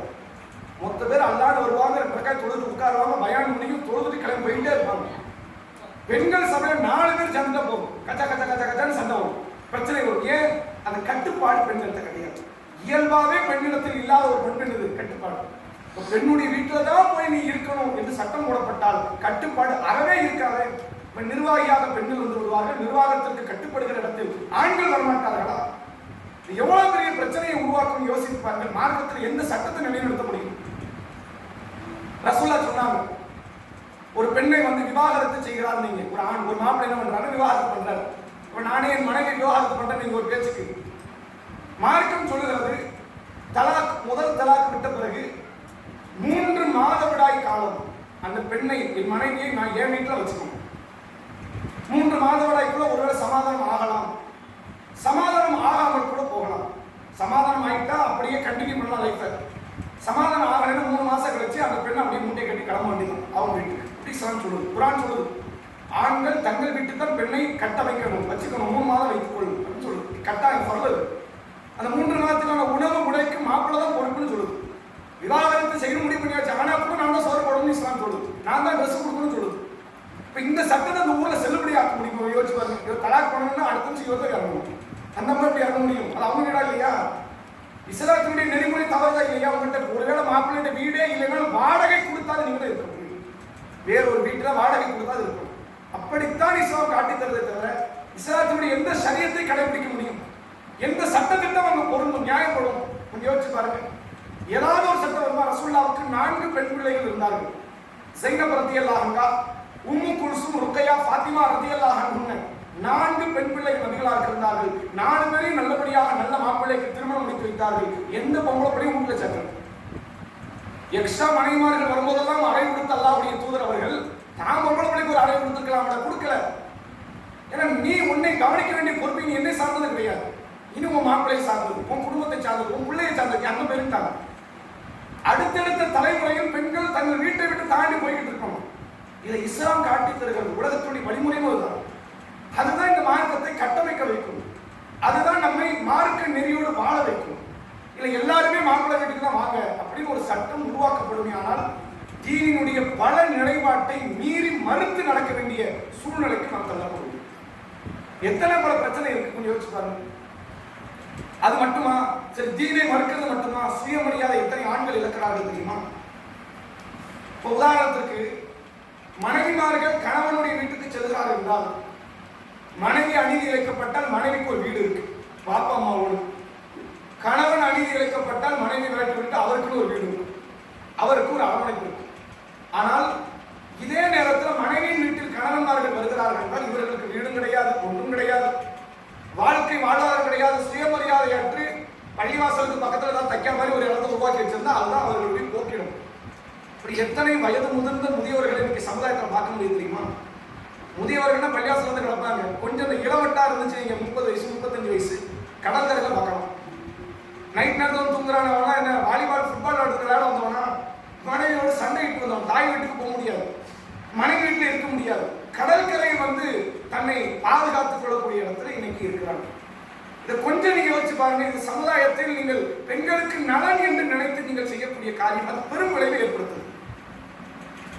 அல்லாஹ் திருக்குறான்ல சொல்றான், பெண்களுக்கு முக்காடு போடுங்க, அப்படிதானே? அல்லாஹ் கட்டளை இடுறது தானே.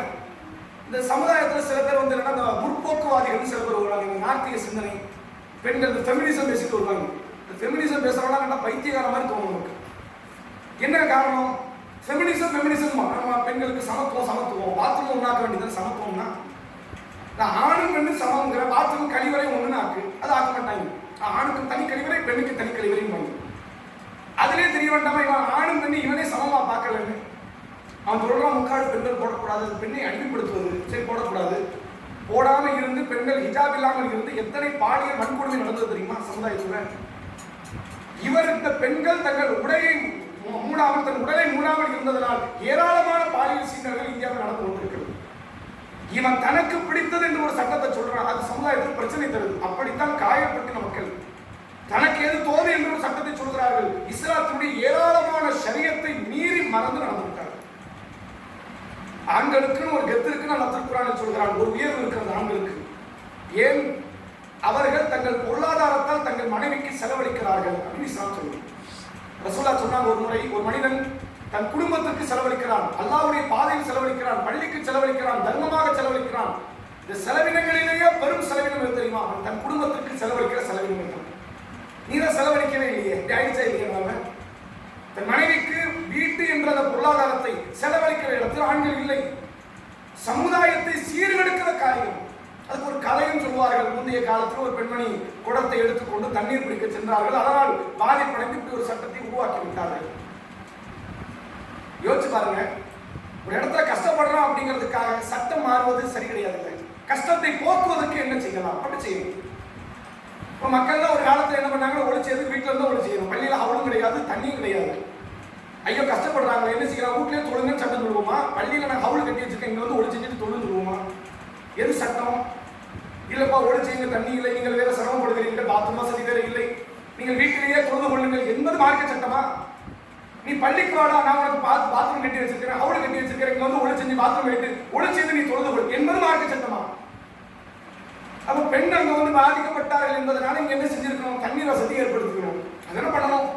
அதனங்க நியாயம். நீ அம்மா வீட்டுல வந்து உட்காரு, எப்படி கஷ்டப்படுறன்னு பார்ப்போம். அப்படின்னா இந்த பெண்கள் அம்மா வீட்டிலேயே உட்காருவதனால அங்க இருந்தாலும் மாமியாரால கொஞ்சமாவது வேலை செய்வாங்க. இங்க உம்மா வீட்டில் இருந்தனால வாழ்நாள் முழுக்க உம்மா அடிமைத்தனம் செய்யக்கூடிய, அடிமைப்படக்கூடிய ஒரு நிலைக்கு தள்ளப்படுவோம். சமுதாயத்துக்கு சீர்கடை இல்லையா? சரி, அவங்க கஷ்டப்பட்டாங்க. மாப்பிளமார்கள் எவ்வளவு பேர் கஷ்டப்படுறாங்க வெளிநாட்டுல? எல்லாரையும் வீட்டுக்கு கூப்பிடுமா?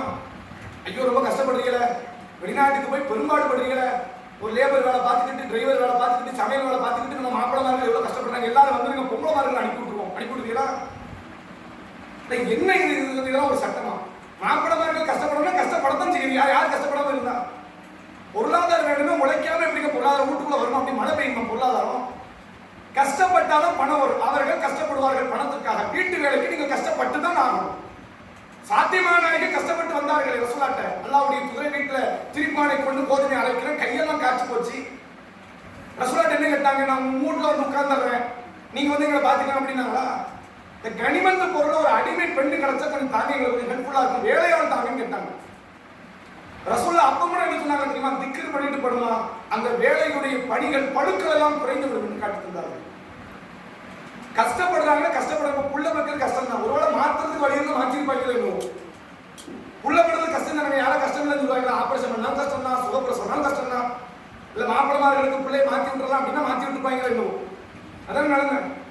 கஷ்டம் இல்லாம எது கிடைக்கும்? சொர்க்கம் கிடைக்கும். கஷ்டம் இல்லாம நல்லா சொல்றாங்க. அப்படி ஹசிபத்துமன் ததுகுலுல் ஜன்னா, சொர்க்கத்துல லேசா பேர்லாம் நினைக்கிறீங்களா?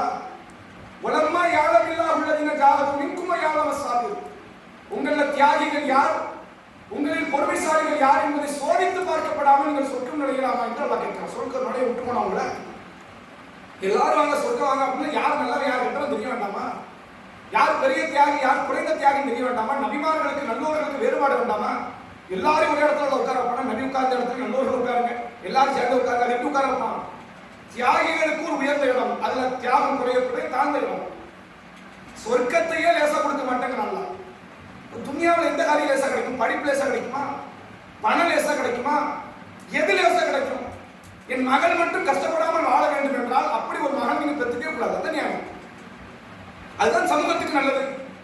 அப்படித்தான் செய்திருக்க வேண்டும். ஆனால் நான் மகளை பெற்றேன், ஆனால் இஸ்லாத்தினுடைய விதிமுறைகள் எனக்கு பிடிக்கல, ஏற்றுக்கொள்ள முடியல, நான் மாற்றமாக நடப்பேன் என்பது இஸ்லாத்தை நீங்கள் வெறுத்து வேற இருப்பதற்கு சமமா இல்லையா? இல்லைங்க, இது ஊர் கலாச்சாரம். நபி இடத்துல இந்த கலாச்சாரம் இல்லையே. ஊர் கலாச்சாரம் என்று சஹாபாக்கள் மக்காவை கடைபிடித்தார்களா? மாமனிதர் அல்லாஹ்வுடைய தூதரை கடைபிடித்தார்களா? இல்லங்க, மக்காவில் நாங்கெல்லாம் இப்படி வாழல, ஒரு நபியெல்லாம் கடைபிடிச்சு இருக்கல, நாங்கள் வரமாட்டோம் என்று அபூபக்கர் சொன்னார்களா? உமர் சொன்னார்களா? ரலியல்லாஹு அன்ஹுமா? அந்த நபி தோழர்களெல்லாம் எப்படி நபியினுடைய வார்த்தைக்கு, அல்லாஹ்வின் வார்த்தைக்கு கட்டுப்பட்டார்கள்?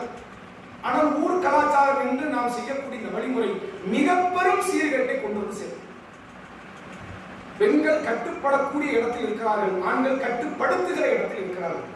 இந்த சிஸ்டத்தை செட்டிங்ஸை மாற்றக்கூடாது. இல்லை, ஓரினச்சேர்க்கை அல்ல பெரும்பாலும், விபச்சாரம் பெரும்பாலும் அப்படிதானே. ஓரினச்சேர்க்கை என்றால் இந்த இப்போ புதுசா கிளம்புறாங்க, இந்த LGBTQ பிளஸ் வேற போட்டுட்டாங்க, எத்தனை நாள் சேர்த்துக்கலாம் போல. திடீர்னு தெருக்கு தெரு அலைஞ்சுக்கிட்டு இருக்கிறாங்க, பைத்தியக்காரன் மாதிரி அலையிறாங்க.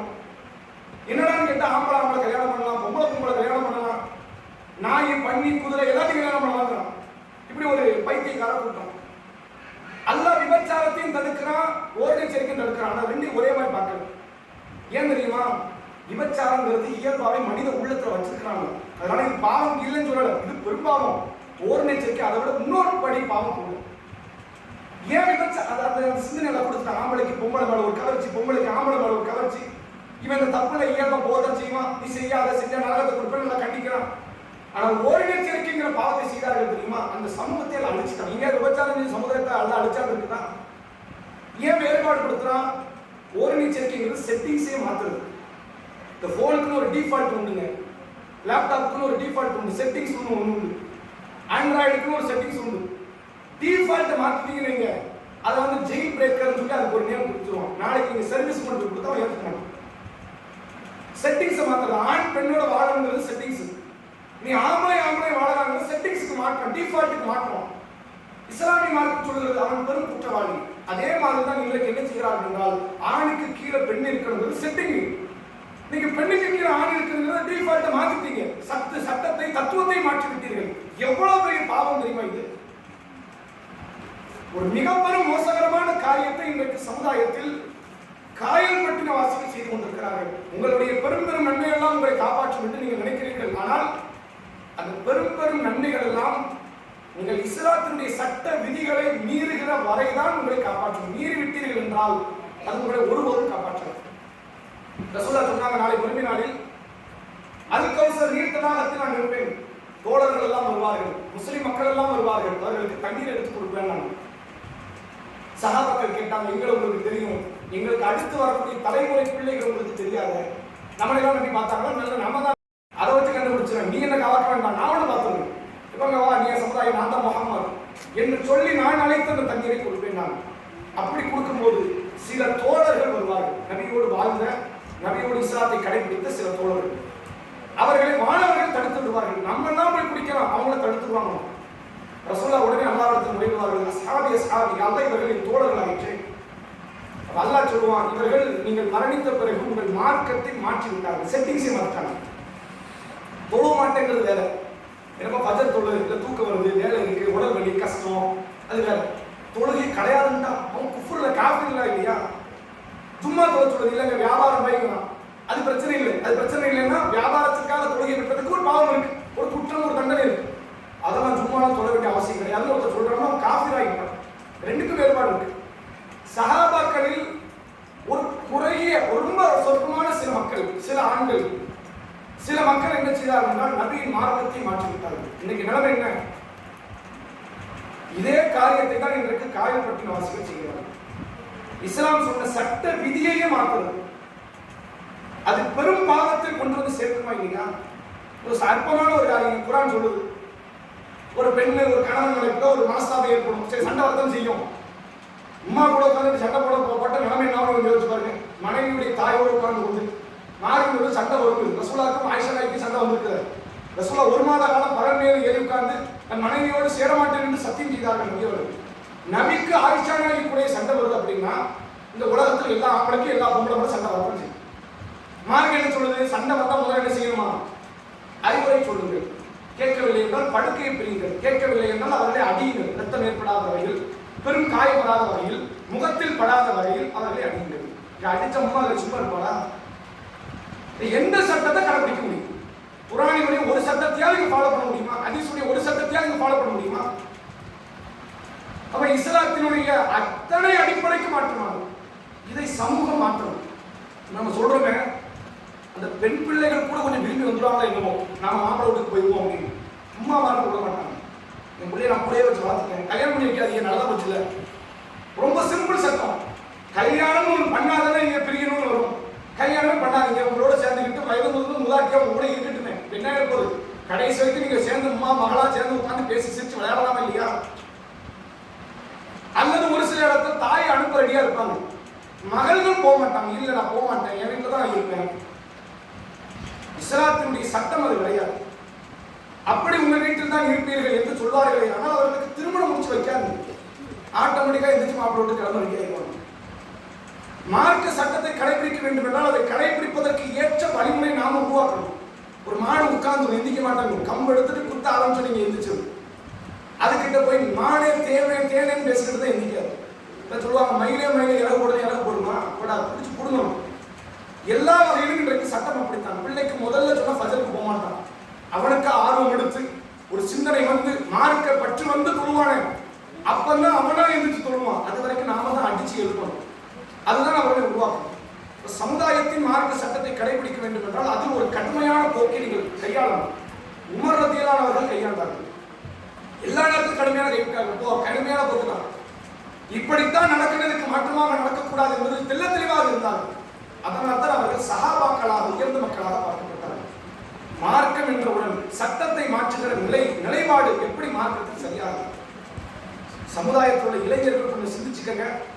நாம சொல்லக்கூடிய செய்தி என்ன தெரியுமா? நாளைக்கு நீங்க வந்து இந்த தக்கால வந்து உட்கார்ந்து வைக்க போகிறார், அது நடக்கும். நீங்கள் எப்போது மனைவி வீட்டுக்கு செல்கிறீர்களோ அப்போது கண்டிப்பாக முடியும். அதுதான் சட்டம், அப்படித்தான் மாறும். சரி, மாப்பிள்ளமார்கள் எல்லாம் கட்டி கொடுத்தாச்சு. மனைவி ஒருவேளை மௌத்தாயிட்டா மாப்பிள்ளை நிலைமை என்ன? வீட்டுக்கு போக முடியுமா? அவர் எங்க போன நடத்தல நிற்கணுமா? எவ்வளவு பெரிய பாதிப்பை ஒவ்வொரு சமுதாய இளைஞர்களுக்கும் கொண்டு வந்து கொடுக்கிறது. இதை உணர்ந்து அல்லாஹ்வுக்கு பயந்து நாம் செயல்படக்கூடிய இடத்துல இருக்கோம். சரி, இதுக்கு முன்னாடி செஞ்சுட்டாங்க, அவங்க நிலைமை என்ன? மார்க்கத்தில் வந்து முன்னாடி செய்தவர்கள் இருக்கிறாங்கல்ல, ஒரு மார்க்க அறிவை பெற்றுக்கொள்வதற்கு முன்பு ஒரு தவறு செய்வார்களே, ஆனால் அவர்களை இஸ்லாமிய மார்க்கம் மன்னிக்கிறது. அந்த நிலையை இஸ்லாமிய மார்க்கம் பொருட்படுத்தாமல் இருக்கிறது. ரசூலுல்லாஹ் அந்த வட்டியை தடுத்தாங்க. வட்டியை தடுக்கிற முன்னாடி ஆல்ரெடி வட்டியை பெரும்பாலத்தை அந்த சமுதாய மக்கள் செய்தார்கள். ரசூலுல்லாஹ்வுடைய பெரிய தந்தை அப்பாஸ் ரலியல்லாஹு அவர்கள் கூட வட்டி தொழில் செய்து கொண்டிருந்தார். அல்லாஹ் திருக்குர்ஆனில் சொல்கிறான், நீங்கள் இனிமேல் வரக்கூடிய வட்டியை விட்டு விடுங்கள். ஃபதரு மா பக்கிய மின் ரிபா, வரக்கூடிய வட்டியை விட்டு விடுங்கள். இன்குந்து முஃமினீன், நீங்கள் நம்பிக்கை கொண்டிருந்தால், ஈமான் இருந்தால் வரக்கூடிய வட்டி விட்டு. முன்னாடி வாங்கின வட்டியை கணக்கு போட்டு கொடுக்கணுமா? அது உங்களுக்குரியது. அது யாருக்குரியது? வாங்கணும் உனக்குரியது. அது நான் சொல்லும் போது பாவம் இல்லைப்பா. ரசூலுல்லாஹ் வந்து அல்லாஹ் குர்ஆன்ல மதுவை தடுக்கிறான். முன்னாடி பல நபித்தோட மது இருந்தாங்க. ஹம்சா ரலியல்லாஹு அவர்கள், அலி ரலியல்லாஹு அவர்கள் ஏகப்பட்ட நபித்தோட மது இருந்திருக்கிறாங்க. இப்போ என்ன செய்யணும்? மது வருதுல சட்டம் தடுக்கப்பட்ட உடனே வாந்தி எடுத்து மது வெளியே எடுக்கணும். முன்னாடி குடிச்சதுதான், அதெல்லாம் பாவம் கிடையாது, இனிமே செய்யாது. இது இஸ்லாமிக் சட்டம். இப்போ அதே மாதிரி மார்க்கம் சொல்கிறது, முன்னாடி இந்த வழிமுறை நாம் கடைபிடித்தோம், பாவம் தான், தவறு தான், வழிமுறை கடைபிடித்தோம். அல்லாஹ்விடத்தில் பாவ மன்னிப்பு தேடி விலகிக் கொள்ளுங்கள். வருகிற அடுத்த தலைமுறைக்காவது இஸ்லாத்தின் நிலைப்பாட்டை சொல்லிக் கொடுக்கும். மற்ற எல்லா ஊரின் நிலைப்பாடுங்கிறது ஆர்வ நெறியா இருக்கும். பக்கத்தில் இருக்கிற மாற்றுமத கலாச்சாரம் உள்ள ஊரை கூட பாருங்க. ஒரு ஆண் தன்னுடைய தந்தை வீட்டில் இருப்பான், தன்னுடைய வீட்டில் இருப்பான், அடுத்து தன் மகன் வீட்டில் இருப்பான். இங்க மட்டும்தான் எங்க இருந்து வர அப்படின்னா அம்மா வீட்டுல இருந்து வர, எங்க போறேன், நான் மனைவி வீட்டுக்கு போறேன். இவனுக்கு சொந்த ஒரு வீடு கிடையாது. இவ்வளவு கீழ்த்தரமாக ஒரு ஆணை ஆக்கக்கூடிய இந்த கலாச்சாரம் இஸ்லாத்தில் வேறறுக்கப்பட வேண்டியிருக்கும். இஸ்லாமிய மார்க்கம் அப்படித்தான் நமக்கு சொல்லித் தருகிறது. திருமண நிகழ்வுக்கும் இஸ்லாத்திற்கும் அறவே சம்பந்தம் கிடையாது. சம்பந்தமற்ற ஒரு காரியத்தை இஸ்லாமிய திருமணம் என்று செய்து கொண்டிருக்கிறார்கள். இதை நாம் உங்களுக்கு நினைவுபடுத்துகிறோம். இறுதியாக ஒரு செய்தியை சொல்லி நிறைவு செய்கிறோம். இப்போ கல்யாணம்னா ஆடம்பரம் கிடையாது, வரதட்சணை கிடையாது, கூலி, அதை கைக்கூலி வாங்குவது, கௌரி வாங்குவது இது கிடையாது, பெண் வீட்டுக்கு செல்வது கிடையாது. அதெல்லாம் சொல்லிட்டோம். இதை சொல்லாத ஒரு சில இது இருக்கு. திருமணத்தில் அல்லாஹ் அல்லீனா பைனக்கும் என்ற துஆவை ஓதுவார்கள். மார்க்கத்தில் கிடையாது, இஸ்லாம் சொல்லித்தரது. கைப்பிடித்து வைப்பதற்கு என்ற ஒரு நிகழ்ச்சி, மெஹந்திக்கு ஒரு ஃபங்க்ஷன், இஸ்லாம் சொல்லல. நாமளா உருவாக்கி கொண்ட மார்க்கத்தின் பெயரால் புதுமையாக உருவாக்கி கொண்ட ஒரு வழிமுறை. இந்த வழிமுறைகளை எல்லாம் கைவிடுங்கள். ஏனென்றால் அல்லாஹ்வுடைய ரசூல் சொல்லித்தராத ஒன்றை நீங்கள் நன்மை என்று செய்தால் அல்லாஹ் மறுமை நாளில் அதை நிராகரித்து விடுவான், பெரும் பாவமாக மாற்றி விடுவான். குல்லு பித்அத்தின் தலாலா வ குல்லு தலாலத்தின் ஃபின்னார். ஒவ்வொரு பித்அத்தும் வழிகேடும், ஒவ்வொரு வழிகேடும் நரகத்தில் கொண்டு போய் சேர்க்கும் என்று சொல்றது. அப்ப இஸ்லாத்தின் அடிப்படையில் திருமண நிகழ்வை அமைத்துக் கொள்வோம், அந்த பரக்கத்தை நாம் பெறுவோம். அதே நேரத்தில் இதையெல்லாம் ஊர்ல சொல்றோம். நீங்க இப்ப இதை கேட்கிறவங்களுக்கு ஒரு சொற்ப மக்களுக்கு அது சத்தியமும் புரியும், அந்த பெரும்பான்மையான மக்களுக்கு சத்தியம் புரியும், ஏத்துக்க மாட்டோம் அப்படின்றோம். மறுமை தானே, நரகம் தானே, நாளைக்கு பார்த்துக்கலாம், போன பிரச்சனை இல்லை அப்படிங்கிற ஒரு அசைக்க முடியாத ஒரு தைரியம் கூட சில மக்களுக்கு இருக்கிறோம். அல்லாஹ் குர்ஆன்ல சொல்றாங்க, ஃபமா அஸ்பரஹும் அலன்னார், நரகத்தையே பொறுத்துக்கிற ரெடி ஆகிட்டே போவோம். பொறுமை என்ன சொல்லுங்கிறாங்க, சரியான பொறுமைசாலியா இருக்கிறாங்க. நரகம் போகவே ரெடி ஆகிட்டானப்பா, பெரிய பொறுமைசாலிங்கிறாங்க. குர்ஆன் கேலி கிண்டலோடு அந்த மக்களை நம்ம நிராகரித்து விட்டுருவோம். ஆனால் நீங்கள் பாருங்கள், இதனுடைய விளைவை, பாதிப்பை அவர்கள் துன்யாவிலும் ஆகிரத்திலும் கண்டிப்பாக உணர்ந்து கொள்வார்கள். சமுதாயத்தை சீர்கெடுப்பது என்பது அவ்வளவு மோசமானது. அப்படி ஒரு திருமணம் இனி இந்த சமுதாயத்தில் ஊரில் நடக்குது என்றால் சத்தியத்தை உணர்ந்தவர்கள் புரிந்து கொள்ளுங்கள், அந்த திருமண சபையை புறக்கணிங்கள். சித்தப்பா வீட்டு கல்யாணத்தை புறக்கணிக்கணுமா, பெரியவாப்பா வீட்டு கல்யாணத்தை புறக்கணிக்கணுமா? அது எவ்வளவு முக்கியமான ஒரு வீடு தெரியுமா? அப்படி அந்த வீட்டு திருமணத்தில் நீங்கள் முக்கியத்துவத்தை, அந்த வீட்டுக்கு முக்கியத்துவம் கொடுப்பீர்கள். ஆனால் அல்லாஹ்வுடைய சொர்க்க வீட்டுக்கு நீங்கள் முக்கியத்துவம் கொடுக்கல, அல்லாஹ்வுடைய நரக வீட்டிற்கு நீங்கள் முக்கியத்துவம் தருகிறீர்கள் என்றால், ஏனென்றால் அல்லாஹ் திருக்குர்ஆனில் சொல்கிறான், சூரா நிசா என்ற 4வது அத்தியாயம் 140வது வசனம், அல்லாஹ்வுடைய வேத வசனங்களை மறுத்து கேலி செய்யப்படுகிற சபையை நீங்கள் கேட்டால் ஃபலா தக்கூது மஅஹும், அவர்களோடு நீங்கள் ஒருபோதும் அமராதீர்கள். அவர்கள் வேறு செய்திகளில் ஈடுபடுகிற வரை, அந்த பாவத்தை நாம் விட்டு விலகிற வரைக்கும் கூட சேராத, பார்க்க பழகாத, இருக்காது. இன்னக்கும் இதமித்திலும், ஒருவேளை நீங்கள் அவரோடு இருந்தால் பாவத்தில் நீங்களும் அவர்களும் சமம். 4 நண்பர்கள் சேர்ந்து கடற்கரையில் உட்கார்ந்து தண்ணி அடிக்கிறான், ஒரு தவறு உட்கார்ந்து நான் சர்பத்தான் குடிக்கிறேன் அப்படின்னா, நீ குடித்த சர்பத்து உலகத்தில் அப்படிதான் பார்ப்பான். ஆனால் அல்லாஹ் எப்படி பார்க்கிறான் என்றால், மது அருந்தினுடைய பாவத்தை தருகிறான். ஏன்? நீ கொடுக்கிற உடந்தை, நீ கொடுக்கக்கூடிய சப்போர்ட், பக்கப்பலம், அவன் மது அருந்துகிறான். இந்த ஷைத்தானோட நான் சேர மாட்டேன், நீ விலகி இருக்கணுமா இல்லையா? அப்ப பாவம் செய்யக்கூடியவனோட நீ சேரவே, அவன் கூட இருப்ப, நீ நல்லவனாக இருந்தால் அந்த நல்லவன் எனக்கு தேவையில்லைங்கிறான். அது என்ன நல்லவன்? அப்படி ஒரு நல்லவன் தேவையா? ஒரு யோசிச்சு பாருங்க. நபியினுடைய மார்க்கத்தை நபியின் காலத்தை ஒருத்தர் விரும்பி நல்ல மனுஷன் சரியான மார்க்கம் சொல்றாரு அப்படின்னு சொல்லிட்டு இருந்தாலும் நான் காஃபி கொடுத்த இருப்பேன் அப்படின்னா அவன் இன்னும் முஸ்லீம். அப்படி யாரும் இருந்தாங்களா? நபியின் மார்க்கத்தை ஏற்றுக்கொண்டால் நபியோடு வந்து நிற்பார்கள், நபிக்கு எதிராக நிற்க மாட்டார்கள். அப்ப நபியினுடைய மார்க்க சட்டத்தை ஒருவர் கடைபிடிப்பானால் அதற்கு எதிரான எல்லாவற்றுக்கும் இவன் எதிராக நிற்க வேண்டும். திருமண நிகழ்வை அல்லாஹ்வுக்கு பயந்து விட்டு வேண்டும். அல்லாஹ்வுடைய ரசூல் அவர்கள் சொன்னார்கள், மன் ரஆ மின்கும் முன்கரன், உங்களில் ஒருவர் ஒரு தீமையை கண்டால் ஃபல் யுகையிருஹு பியதிஹி, தன் கரத்தால் தடுங்கள்.